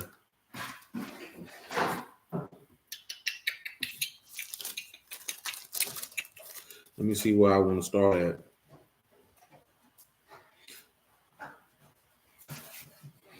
You could make it verse 8 just on general principle. You know what? Make it 7 because that's just how I want to look at it. Shoot, 6 even better. You can make it 4. Proverbs 11:4. The one thing I know in these days of time, everybody like talk about money. Some people feel like if you poor, that mean you're righteous. Some people feel like if somebody got money, that mean you're wicked. Man, that John don't mean nothing. It's poor, wicked niggas. It's rich, righteous niggas. It's rich, wicked niggas. You know what I'm saying? It's poor, righteous niggas. You know what I'm saying? All that stuff is irrelevant. It's not what you got. It's the mentality of the person who has it. A lot of dudes just be wanting to justify the fact that they sorry and that they're lazy and they don't want to do nothing. So they try to find verses to justify why they poor. Because you unambitious and you a fat, lazy, sorry bastard. And I'm not talking about necessarily fat in regards to girth and forth as size and weight. I'm talking about fat as forth as you comfortable in life instead of getting your funky behind up and going to do something with yourself. And we ain't talking about you got to be wealthy. You just have to have the drive to say, I can be better today. Instead of being fat on the hog and just sitting up and then complaining. Because guess what, man? Let me tell you something, man. If you ain't got no money and a woman wants somebody with some money, that just means she not the woman for you. You ain't got to have nothing to say about that woman, man. You know what I'm saying? Well, whether she's attractive, whether she's physically fit or not, it doesn't matter. You know what I'm saying? She's just not the woman for you. Cuz stop crying all the time about people who don't want you, about people who overlooking you. You ever thought it's good they don't want you? You ever thought about it's they overlooking you? Because that means they won't bring the chaos and confusion that clearly they have within themselves and bring it to your life. You know? Yeah, man. Because at the end of the day, we do know that every woman wants to be taken care of. And look here, man, there's women who get money who want to be taken care of. It is very few women on this earth who don't want to be taken care of. And as a man, you're supposed to know that. You're supposed to already know she want to be taken care of. That's a given. That's common sense. That is common sense. You know what I'm talking about? She wants to be taken care of. Now it's about what do you require in order for you to take care of her. That's all. Most of you don't require nothing for this woman to take care of the woman. You know what I'm talking about? Shoot, Johnny Go put that the other day. He say, bump that John, what you talking about? He say his old lady going to get it. That's what he required.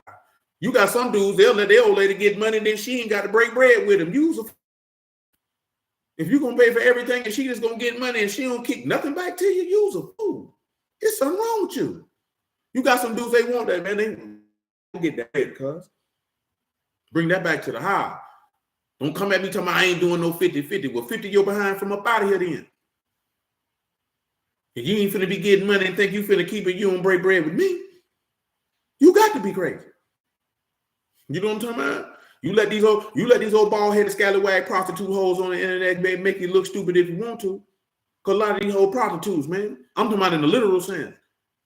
Do you know a lot of these women, man, with the stuff they be doing on the internet, OnlyFans and all that there, man, that if this didn't exist, like if it was in the time period when I was coming to age, bro, they would be tricking or they would be strippers. This is what they would be doing. Now they just don't have to go all the way all day. Now they can just do content. Because horny, thirsty men will pay for it. The same way that horny, thirsty men pay for strippers and prostitutes. That's never going to change. Like, you have to understand, some things are never going to change. There are people who are going to pay for sex work, and there are people who are going to do sex work. Deal with it. That's not going to stop till the Lord get here. So stop focusing on it. Them people ain't in the word anyway, so what you expect them to do? Now, it's different if she in the word. What you got going on? He said he can't even hold you back when mom passed that. Yeah, man, you know what I'm saying? Junk is what it is. Listen, some substance is what it is. You know what I'm saying? But listen, riches profit not in the day of wrath, but righteousness delivered from death. See, anybody who serve God know that you can't buy salvation. We know that. When Simon tried to buy the Ruach HaKodesh, we know that. Only dummies think that, my money will get me saved. Come on, man. Your faith is what's going to deliver you in this man's wrath.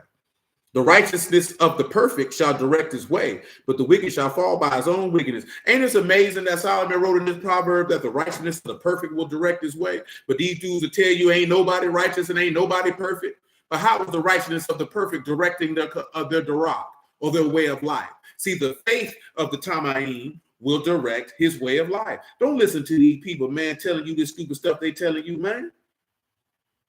Because the word telling you something different. Now let's look at direct. I was in the wrong verse. I'm sorry. Y'all already know the righteousness is Zadok. Y'all know perfect is Tamaim. That's someone who has integrity, who is unimpaired, who is sound, who is innocent, who is complete in accord with truth and fact. This person is in line with the word.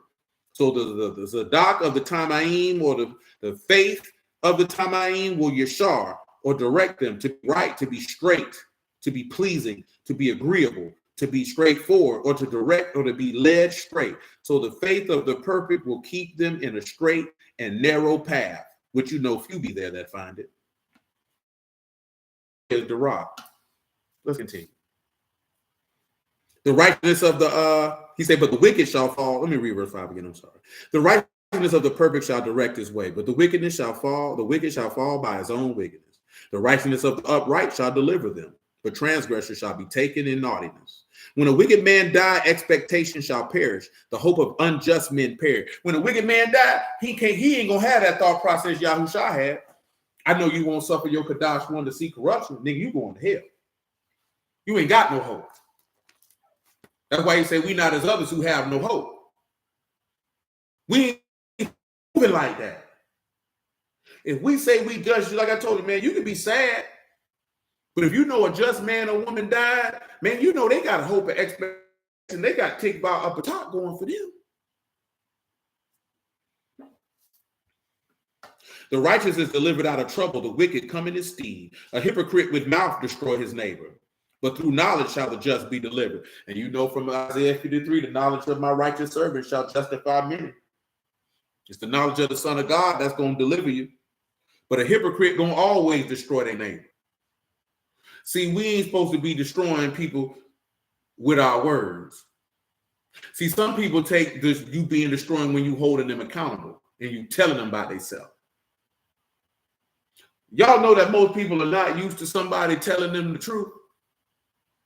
Y'all know most people not used to that. Do you know how foreign of a concept that is? I mentioned that most people not used to their friends saying, nah, man, what is you doing? What's wrong with you?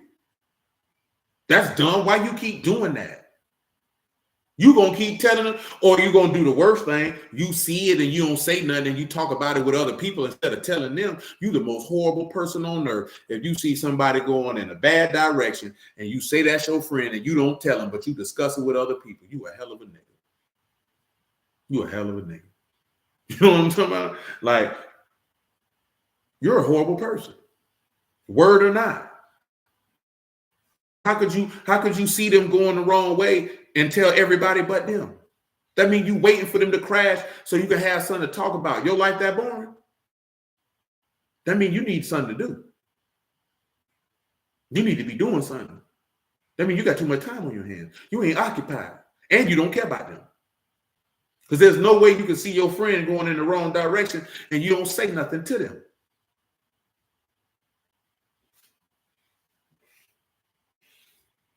Verse 10. Well, with the righteous, the city rejoice when the wicked perish, shouting. By the blessing of the upright, the city is exalted, but is overthrown by the mouth of the wicked. He that is void of wisdom despises neighbor, but of man of understanding hold his peace. See, listen. Notice that he said, he that is void of wisdom hates his brother, but a man of understanding keep his mouth closed. That's what I was talking about earlier. Sometimes, man, you ain't got to say nothing. You got to know when to speak. You got to know when to be quiet, because everything don't require you to interject. A lot of times, man, these people know what they're doing and why they're doing it, so let them. Same way he say, don't answer a fool in his folly, lest he be wise in his own conceit, and answer a fool according to his folly. So you got to know the difference when to do it and when not to do it. He said, a talebearer reveals secrets. He does a faithful spirit conceal the matter. You know what I'm saying? What is a talebearer? That's not a gossiper. That's a slanderer. People who like to lie, they reveal hidden things that don't need to be revealed. They ain't nobody's business. He said, where no counsel is, the people fail. But in the multitude of counselors, safety. And this is what we here for. He that is a surety for a stranger shall smart. He that hates suretyship is sure. What you think this means about somebody hating somebody? Let's take a look at that. This is going to lead us to Sunday Hebrews, by the way. Just bear with me. Just bear with me. Now, when you look at a surety for a stranger, of course, that is a Rav Zer. Stranger is literal stranger. And he that hates suretyship. Suretyship is takah, and that's one who strikes or pledges oneself, or to become a bondsman. When you think this means about one, he said, he that hate one that becomes a bondsman is sure. What is sure? That's batak, or trusts in. When you look at smart, he that is a surety for a stranger, smart there is ra'ah, that's evil. So he that is a pledge for a debt for a stranger is going to hate you. And he that hates suretyship gonna trust in it. Now think about that. Think about that for a minute. He said he came unto his own, and his own received him not. He was a surety for that stranger, and they were wicked to him because they killed him. But the stranger, but he that hated suretyship or didn't fool with the God of Israel, if you would, they began to trust in it. And you see how the Gentiles get slided in for debt, because that debt go back to Adam. If you think that debt started with Moses, you need to reread the law and start over again, because you skipped some things. You know what I'm talking about? Because there was a debt in Genesis chapter 3 that had nothing to do with Moses, had nothing to do with Egypt, had nothing to do with Mount Sinai. Yeah, man, you got to start over again. Come over here to Proverbs 17 and 18, I believe. They don't want to tell you that now. They'll tell you everything but what you need to know. You better start searching this book out and making sure that what these people telling you is what this man trying to let you know. I'll read you 17 and 17. A friend love at all times, and a brother is born for adversity. And you know here when you look at, I'm thinking about the other verse. You know a friend is rare. He said he love at all times. And he said you got a brother who was your lord for your stress or trouble. Mashiach was born for your trouble. You did? And he loved you at all times. He tell you that in 1 Timothy 2, when he was writing to Timothy. He said, if you deny him, he can't deny himself. He abide faithful. He love at all times. Now, when that love is up, you out of gas. 17 and 18, a man void of understanding strike his hands and become surety in the presence of his friends. What you think this means when you talking about striking his hands? To pledge oneself. Now he's become a surety in front of all his friends. What you think this means? Now you have the extended, the full word for Arab, which is Aruba, Ayin, Raj, Bat, and Hey, excuse me, and that's pledge, a token, a security, a token of safety. This man literally became a token of safety for all of us. How's that possible? This is the brief version. When you read and think 2 Timothy, one of the letters of Timothy, you can find it. When Paul said that, I did this he persecuted the church, and out of all sinners, he was chief. But he did this out of ignorance and unbelief, which is showing you a pattern of what the city of refuge is about. Remember, he says, Paul, why do you kick it? Or Shaul, why do you kick amongst the pricks? Because when he was killing the saints, he was killing the Lord. But he was killing out of ignorance because he had no hatred toward Yahushua in the past. He didn't know what he was doing, which is what the city of refuge is about. You killed somebody who you had no aught with in the past. So you're able to flee to this city and you can stay there so the revenger of blood don't catch you. Every last one of us was sitting out of ignorance, to be 100% honest with you. See, what a lot of you think is, I was hunching while I was doing this here. You didn't really know God to be sinning against him willfully. I'm talking about when the gospel came to you. I'm not talking about you knowing you an Israelite. I'm talking about when the good news came, when salvation was published, when good tidings were sung in your ears, when you were told that your Alahym is Malik, that your Alahym reign and have dominion. When salvation, when Yeshua was published to you, as Isaiah says. You realized that you were killing this man, but you were doing it out of ignorance. You ain't know what you were doing. This is why you're able to enter into him and enter into that place of refuge and safety. And as long as you stay in him, the wrath will pass by. You'll never get caught up by the revenger of blood. He said, when a man wandereth out of the way of understanding, he dwell amongst the congregation of the dead. See, a lot of people, you come out the city of refuge. See, you mess up like Shimei messed up with Solomon. He told you, man, don't never leave this city, man, and you'll be good. But you had to chase after that servant and go get him. And it cost you your life because you could have stayed there in peace. All you got to do is stay in Mashiach. Why are you going outside the way? Why are you trying to travel to another city? Why are you trying to see something different? Stay your silly behind where you at. It's safe there.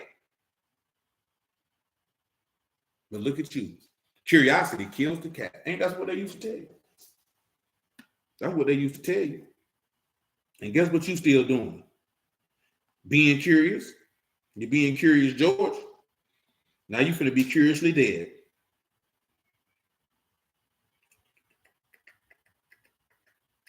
Let's go to Hebrews 7. Hebrews 7.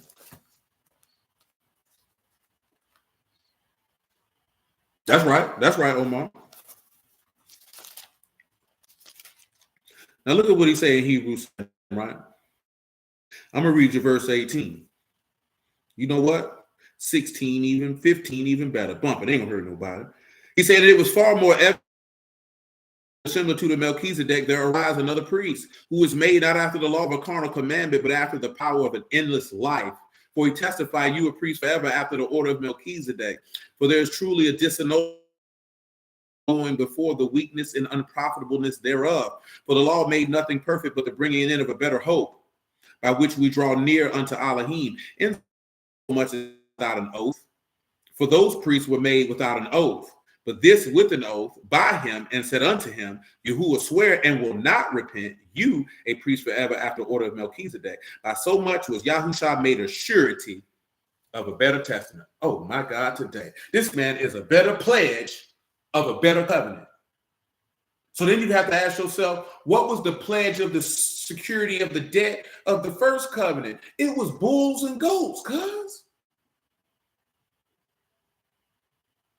You got a backing of your debt that's greater than the backing of the debt of the first one. But ain't nobody gonna tell you that. Ain't nobody gonna tell you that. He's not gonna tell you that.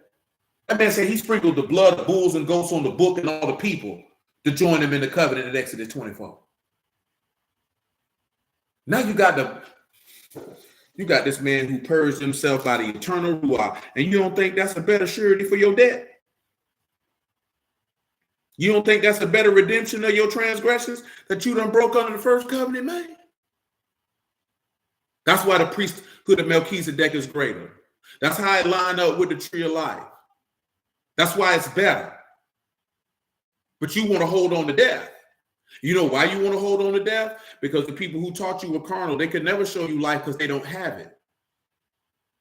Somebody who boasted in the Levitical priesthood is a man who is dead because he's still eating from the tree of knowledge of good and evil. So he don't have life in him. He dead while he live. If you eat from the tree of life, though you be dead, you live. That's what the man told you. He said he's not the Alahym of the dead, but the Alahym of the living. Have you not read? I'm the Alahym of Abraham, the Alahym of Isaac, the Alahym of Jacob. Though they're dead, they live. My God, today. But these people got up going to hell. You understand me? Hebrew chapter 10, man. 10 and 11. And 10 and 10. By which we were all sanctified through the offering of the body of Yahushua HaMashiach once. Every priest stand daily ministering, offering oftentimes the same sacrifices which can never take away sins. But this man, after he offered one sacrifice for sins forever, sat down on the right hand of Alahym, from henceforth expecting till his enemies be made his footstool. For by one offering he hath perfected forever them that are sanctified. The Ruach HaKadosh also a witness to us that after he said before, this the covenant that I will make with them after those days, saith Yahuwah, I will put my laws into their hearts and into their minds, I will write them, and their sins and iniquities will I remember no more. Now where remission of these, no more offering for sin. That's why that Daniel 9 tell you it ain't gonna be no more sacrifice and ovulation. That man done already did that. There's no need for it. The surety has paid the debt, the redemption, or the kofar, or the price of the life, or the ransom has been paid. It's been paid. We don't need to bring nothing around here no more, because those things couldn't take away sins, but that sacrifice could. But see, we don't want that sacrifice, unfortunately. Isaiah 38. See, a lot of people get frustrated. You want people to believe what you're talking about, and this, that, there, and the third. Man, it ain't about all that. It's about making sure that your Abba and Shamahim through the testimony of Yahushua is his king. You can't make nobody believe nothing. A lot of times, man, we inject ourselves in places and spots that we're not supposed to be in. You don't have that type of power. You don't. All we can do is persuade men. All we can do is make a compelling case. Whether they believe that case is between them and Yahuwah. I ain't got nothing to do with that. See, some people look at me, you just lay it, man. Nah, bro. Nah. One thing I don't do is let no nigga stress me out. I ain't gonna do that. I done been down that road where you trying to plead with people, man. Man, you realize what they want to do. If this is what they want to do, they gonna do it. If they don't, they gonna play, or they not gonna fool with it at all. But one thing I did know off top, I already know my word good, cuz. You know why? Because Yahuwah's good. So I'm not finna convince you that Yahuwah good. If you can't see he good, that's your loss, not mine.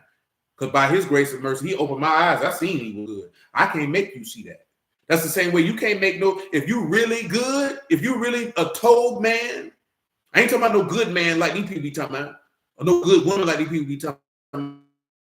If you really like godly for real, and somebody can't see that, that's their loss. That ain't your loss. Why you stressed out because somebody can't, they don't see, they gonna know my worth. I know my worth, I know my value, you ain't got none. I done heard women saying he can't see my value by looking at me, he ain't worth. Baby, value ain't something you look at. Value is something that you actually do. There's no such thing as looking at somebody and seeing value. That's the most whorish thing you could ever say out your mouth. That's whore talk. That's whore talk. Value is manifested in your deeds. How you add to people. That's what value is. That's why you hear real estate investors say, I'm looking for a value add. Something that I can actually do and cause the value or the benefit to that to increase. Can't nobody look at you and see your value. You ain't doing nothing. What value is there to see? That's insane. That's the sign of somebody who's not going to do anything for you or with you. That's what that tells you when somebody says they can't see my value. Then that's somebody they lazy. They're not going to do nothing for you. They're going to drain you. They're going to drain you. They're going to make you jump through hoops. You walk away from somebody who tell you that. Because the only way that your value can be seen is based off what you're doing to be a benefit to them. And then you have to look at something. Bump just romantic relationships. Why wouldn't you want to be valuable to everybody you come across? Why wouldn't you want to be useful to everybody you come across? Why you only want to be useful to the people you like? That's not what the Lord did. He was useful to everybody. It shows that you're not as godly as you think you are when you only want to be useful to the people you like. That ain't nothing. People who are truly valuable are valuable to a multitude, and they seek to do it. They seek to add value to everybody, not just these three people over here. You read about that virtuous woman, she just was valuable to her family. She was valuable to everybody. She sought to add value in any way she could add it to whoever she could add it. Her family was at the top of the totem pole because that's a given. If a woman has a husband and kids, her obligation is always going to be to them first. And anybody with common sense, anybody with common courtesy has to know that. And if you have a problem with that, that's a personal problem. You would have to know that a man's obligation is always going to be to his wife and kids first. They're his responsibility. He entered into a covenant to say, I'm going to be responsible for them. So that's always going to be the case. And that's how Yahuwah treat us, because he took us as his responsibility.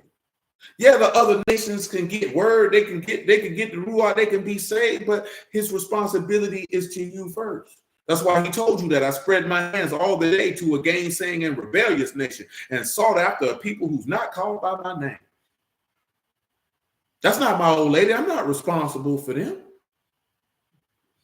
I'm trying to hit my old lady off of what she needs, but she's rebellious and always running her mouth. Always got something to say about what I'm saying. That's how you know Yahuwah the realest, because ain't no natural man finna put up with that. A rebellious, mouthy woman? Ain't nobody finna put up with that. I'm not putting up with that, man. There's better options. There's better options. There are better options. You know what I'm talking about? Man, you do not want to sit around dealing with no woman who's slick out the mouth. There are better options. I'm not putting up with that. I don't have to. I won't. And you can call me whatever you want to call me, but you ain't going to call me crazy and stressed out. Because you're not going to talk to me any kind of way. That's what you're not going to do. And think I'm going to take care of you. You out your goddamn mind. I'm not going to take care of somebody who can verbally disrespect me and feel like they can do that. I don't need no woman to challenge me. I don't even know why women feel that way. Men scared of a woman to challenge me for what? What you think this is, a basketball game? I don't need you to challenge me, man. Who you think you is?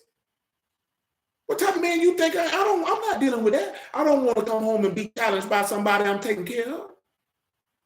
The work life challenging enough. I don't need to come home to be challenged. Because I'm going to challenge and go stay somewhere else. I'm not putting up with that. I don't want to. I don't want to. I don't have to. This is when you love yourself. I'm not putting up with that. For what? Nobody can give any rational explanation of why I should put up with that. I don't want to put up with that. I don't have to. You know what I'm saying? No, absolutely not. I wouldn't tell no young man on earth to do that. Sure wouldn't. It don't make sense. Yahuwah's certainly not going to do it. Yeah, I'm talking about. It's a lot of women just rude, insufferable, ungrateful, unappreciative, disrespectful, and they think that means they strong. No, man, you're incorrigible. That's what you are. You're incorrigible. I don't want to deal with that.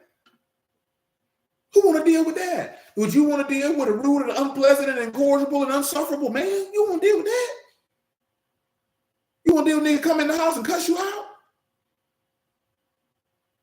Who want to deal with that? But you want to deal with a man come in the house and say you built like a Ninja Turtle? Tell you got cankles and all this other stuff, man. You don't want to deal with that every day. Who wants to deal with that? You got to be crazy, man. I'm not dealing with that. And guess what? That's how you know the love of Yahuwah is greater, because he dealt with it. He dealt with it. And you still don't appreciate this man. He dealt with it. You blasphemed against this man every day. You spoke against the land. You spoke against him. You spoke against the manna. You spoke against everything. You rebelled against what he told you. And every time he told you something, you had something to say back in return. And he suffered you and still manifested that love and still became a surety for your debt. And you won't lay your life down for him? That's just disrespectful. It's disrespectful. It's disrespectful to say the least. You know what I'm talking about? And you had a nerve to talk about these other nations? I don't see how. I don't see how. You ain't got no room to talk.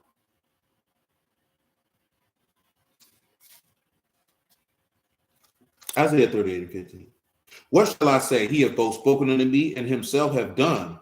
I shall go softly all my years in the bitterness of my soul. O Lord, by these live, and in all these the life of my ruach. So will you recover me and make me to live. Behold, for peace I had great bitterness, but you have in love to my soul from the pit of corruption. For you have cast all my sins behind your back. For the grave cannot praise you, and death cannot celebrate you. That they that go down into the pit cannot hope for your truth. The living, he shall praise you. As I do this day, the father to the children shall make known your truth. Yahuwah, to save me. Therefore, will we sing my songs to the string instruments all the day of our life in the house of Yahuwah. Listen, he said the living. Once you go in that grave, how you going to celebrate Yahuwah? You can't hope for no truth once you go in. That's why he told them, he said, man, nah, man. Send my brothers to their house, man, so they can tell the people. He said, man, they got Moses and the prophets. Let them hear them. Because once you go in the grave, it's over. Ain't no gospel for you. All the people who died before Mashiach died, they got to hear some word in the grave. You not though. Because you was here after he. Let me tell you something, man. You got it better for being alive after he rose than before, because you have an opportunity that them people didn't have. But see, in Yahuwah's mercy, he still granted that opportunity to them by preaching to the spirits in prison. Ain't no preaching to you this time. You going to hell. Because you had the opportunity and you turned it down. Now we dealing with that free among the dead, and we going to get there. But come on back to Leviticus 16. I'm going to let y'all slide for this evening. Let me see where we stopped at in Leviticus 16. I don't remember. I'll just pick up at verse 20. Because I want to talk about that free from the dead is kosher, which is without obligation and tax. He was free from the obligation and tax of death. He didn't have death on him, meaning he didn't have sin on him, and he didn't have unbelief on him, which is different from all of us. You know what I'm talking about? Which is why he was able to do the things that he did. His forth was preaching to the spirits in prison, and then resurrecting from the dead to be that better surety of a better covenant, which is a commandment of endless life. Let the Father in heaven be esteemed. But listen, he said, when he made an end of reconciling the Kadash, the tabernacle of the congregation, and the altar, he shall bring the live goat. Aaron shall lay both his hands upon the head of the live goat and confess over him all the iniquities of the sons of Yasharah, all the transgressions and all their sins, putting them upon the head of the goat, and shall send away by the hand of a fit man into the wilderness. The goat shall bear upon him all their iniquities unto the land not inhabited, and he shall let go the goat in the wilderness. And Aaron shall come into the tabernacle of the congregation and shall put off the linen garments, which he put on when he went into the Kadash. He shall leave them there. He shall wash his flesh in water in the Kadash place, and put on his garments to come forth and offer his burnt offerings and the burnt offering of the people and make an atonement for himself and for the people. Now, we kind of discussed this already. Yahushua made an atonement for himself and for the people when he sacrificed himself. That's why you don't have to come back. Let me read you Daniel 9. I done referenced it about 14 times. I didn't want you to see it. See it for yourself. If you're not familiar. Most of y'all here are familiar because y'all sharp people. I'm going to start in verse 24. Daniel 9. 70 weeks are determined upon your people, upon the Kadash city, to finish the transgression, to make an end of sin, to make reconciliation for iniquity, to bring in everlasting righteousness, to seal up the vision and prophecy, and to anoint the most Kadash. Know therefore and understand, from the going forth of the commandment to restore unto Mashiach the Prince, 7 weeks, 72 weeks, the street shall be built again, and the wall even in troublous times. After 72 weeks shall Hamashiach be cut for himself, and the people of the prince that shall come shall destroy the city and the sanctuary, to end thereof with a flood, until the end of war of desolations are determined. He shall confirm the covenant with many for 1 week. In the midst of the week, he shall cause the sacrifice and oblation to cease. In the midst of the week, he rose in the midst of the feast of unleavened bread, and from that point forward, the sacrifice and oblation stopped. There was no need. This is why the temple was destroyed. We don't have no need for this. Why would you think he'd keep the temple up if you would keep sacrificing? We don't need that anymore. That's over with. Ain't no more box in here. Ain't no more sacrificing in here. Sacrificing for what? For why? I'm just going to give you sacrifice and oblation in this Aramaic real quick. Like I just told you, sacrifice, though, which is about oblation is minka, which y'all know, gift, tribute, offering, present, offering to God. You know what I'm talking about? Sacrificial offering. That's over with. Ain't no more gifts to you who are like that. The gift has been given. How many? Like, why would you keep offering this man gifts when he gave you a gift? I gave you a gift to redeem you, which was a gift as forth as him sacrificing himself to me, and therefore I rose him up. Because he said, my father gave me a commandment to lay my life down and to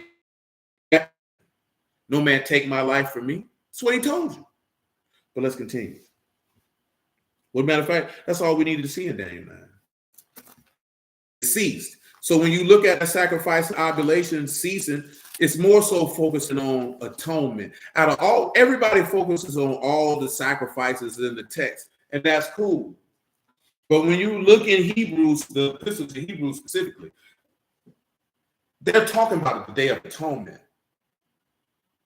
Pretty much every time they talk about sacrifices, they talk about the Day of Atonement. So when you come back and you look at Daniel 9, the Day of Atonement was the sacrifice that mattered the most. Now, we read in Hebrews, you had daily sacrifices and all this type of stuff, but that atonement sacrifice, because that was the sacrifice of reconciliation. That was a yearly reconciling sacrifice. That sacrifice trumped every other sacrifice that you can read in this book. It trumps it. You have to remember that. Let's continue. Verse 25. And the fat of the sin offering shall he burn upon the altar. And he that let go the goat for the scapegoat shall wash his clothes and bathe his flesh in water, and afterwards shall come into the camp. And the bullock of the sin offering and the goat, the sin offering, whose blood was brought in to make atonement in the Kadash, shall carry forth without the camp, and they shall burn in the fire their skins and their flesh and their dung. See, that goes back to this verse in Hebrews. Come over here to Hebrews 13. This is why Hebrews 13 say what it say. Again, because it's referencing atonement. Hebrews 13. I'm going to get that eventually. Hebrews 13 and verse 10. I'll make it 8. Yahushua HaMashiach, the same verse 7. Remember them which have the rule over you, who have spoken unto you the word of Alahym, whose faith follow, considering the end of their behavior. See, and I want to reference it because I mentioned it earlier. He said, remember them that have rule over you. So he's telling you to call into mind those that have authority over you as forth as the word that they done spoke to you, and to follow their faith and their conduct. Not that they have to, when you talk about rule over you, let me just give you this word for rule, man. I can say a lot of people take a lot of stuff and make it be more than what it need to be, because a lot of dudes really want to rule over people for whatever reason. I'm not going to give here a lot of speculations on that because I have them. What does that mean? That Greek word is hakeome, to lead, to go before, to be a leader, to rule, to command, to have authority over. Leader in speech, chief spokesman, a chief, a commander, one who gives account, one that has rule over. So when you sit back and you look at it, chief speaker, one who's leading, things of that sort. It's not me telling you, you got to do what I tell you to do, or you can't marry this person, or you can't do this. I don't have no, if I'm not your father, I can tell you if I was you, I wouldn't do something. Give me 1 second. But I'm not your father. I can't really tell you not to do nothing. See, if I'm your father, I can tell you you're not marrying this person. I can tell you that. I can tell Joanne, no, you can't do that. I can tell Muff, no, you can't do that. You can't do that. No, we're not doing that. No, you're not doing that. That's not happening. That's not happening. No, we good. You understand something? A father can disannul a vow his daughter makes. You know what I'm talking about? Like, no, we're not doing that. But a grown woman who is not in my seed, I can't tell you what to do. Grown man who's not in my seed, I can't tell you what to do. I don't have that type of authority over you. Only person got that type of authority over you is your daddy. I don't have that authority. And I don't want it. A lot of dudes want that.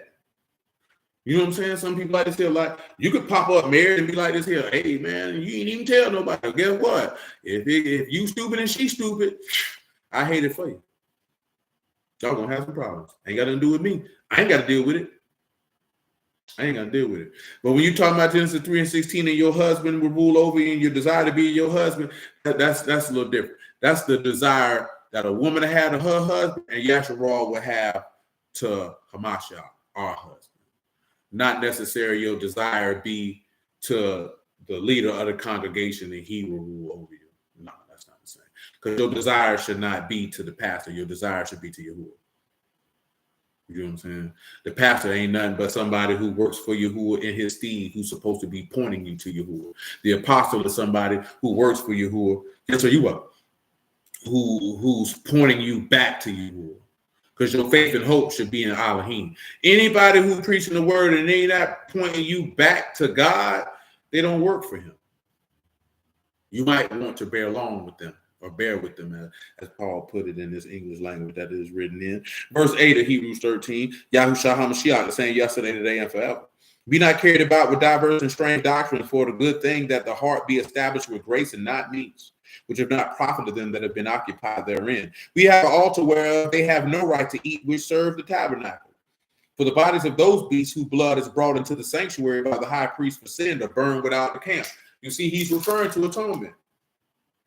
Referring straight to it.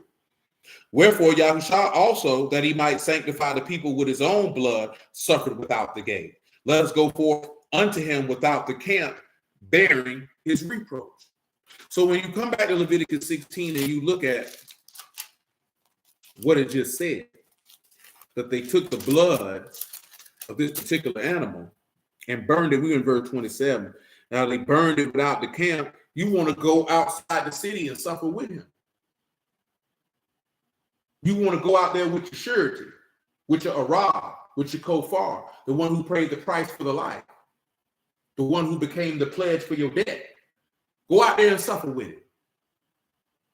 A lot of people won't do that. Verse 28, Leviticus 16. And he that burned them shall wash his clothes and bathe his flesh in water, and afterwards he shall come into the camp. And this shall be a statute forever unto you. In the 7th month, on the 10th of the month, you shall afflict your souls and do no work at all. One of your own country or a stranger that sojourn among you. For on that day shall make atonement for you to cleanse you, that you may be clean from all your sins before Yahuwah. It a Shabbat of rest unto you. You shall afflict your souls by a statute forever. And this is why you fast on that day that a lot of people overlook.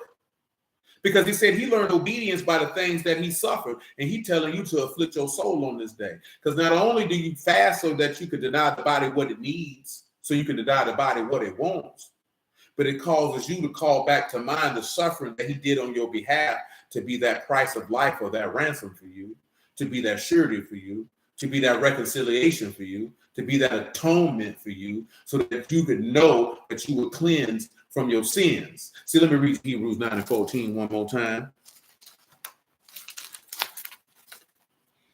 I don't want to bed.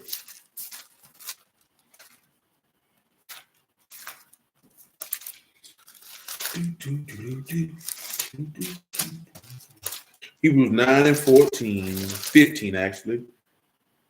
That's not Hebrews 9:15. That's Hebrews 7:15. And for this cause, he's the mediator of the New Testament, that by means of death for the redemption of the transgressions, actually is 14. So I'm going to back it up to 12. Neither by the blood of goats and calves, but by his own blood, he entered into the Kadash, into the Kadash place, having obtained eternal redemption.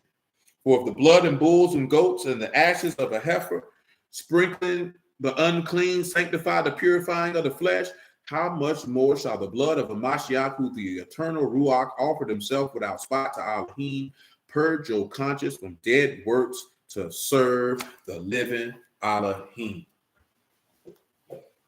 Because that's what these sacrifices with these bulls and goats supposed to be doing.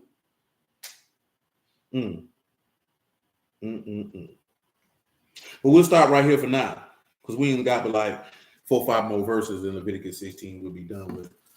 Hallelujah for Yahushua in the word. I appreciate y'all time this evening. I bless y'all the house of Alahym in the name of Yahushua. Prayerfully, y'all understood all these things.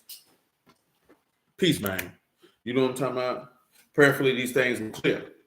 Prayerfully, you understand what it is for him to be an arah or a surety,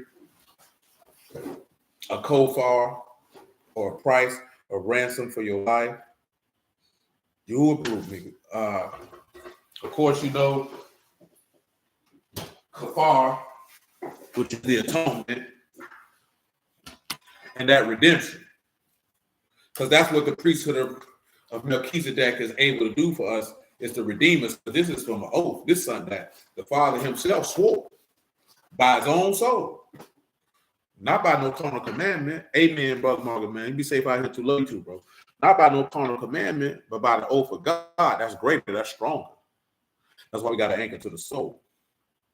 But yeah, I appreciate y'all. I love y'all again, man. You know, Mother say for all feast days, atonement, trumpets, tabernacles, just the 150 singles, 225 families, man. She said that's what that is. That's what that is.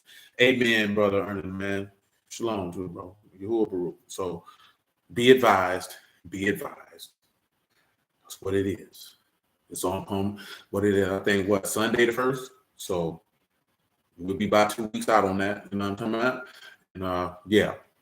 Also, if you want to participate for atonement, you got to hire me directly. So if that's something you want to do, you need to holler at me. You know what I'm talking about? The 28, 29, whatever day it was, it's going to be on here faster than you think. Because these days moving and grooving, baby. They moving and grooving. You know what I'm talking about? So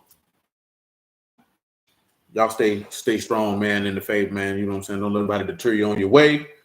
Yahuwah willing. Till the next time.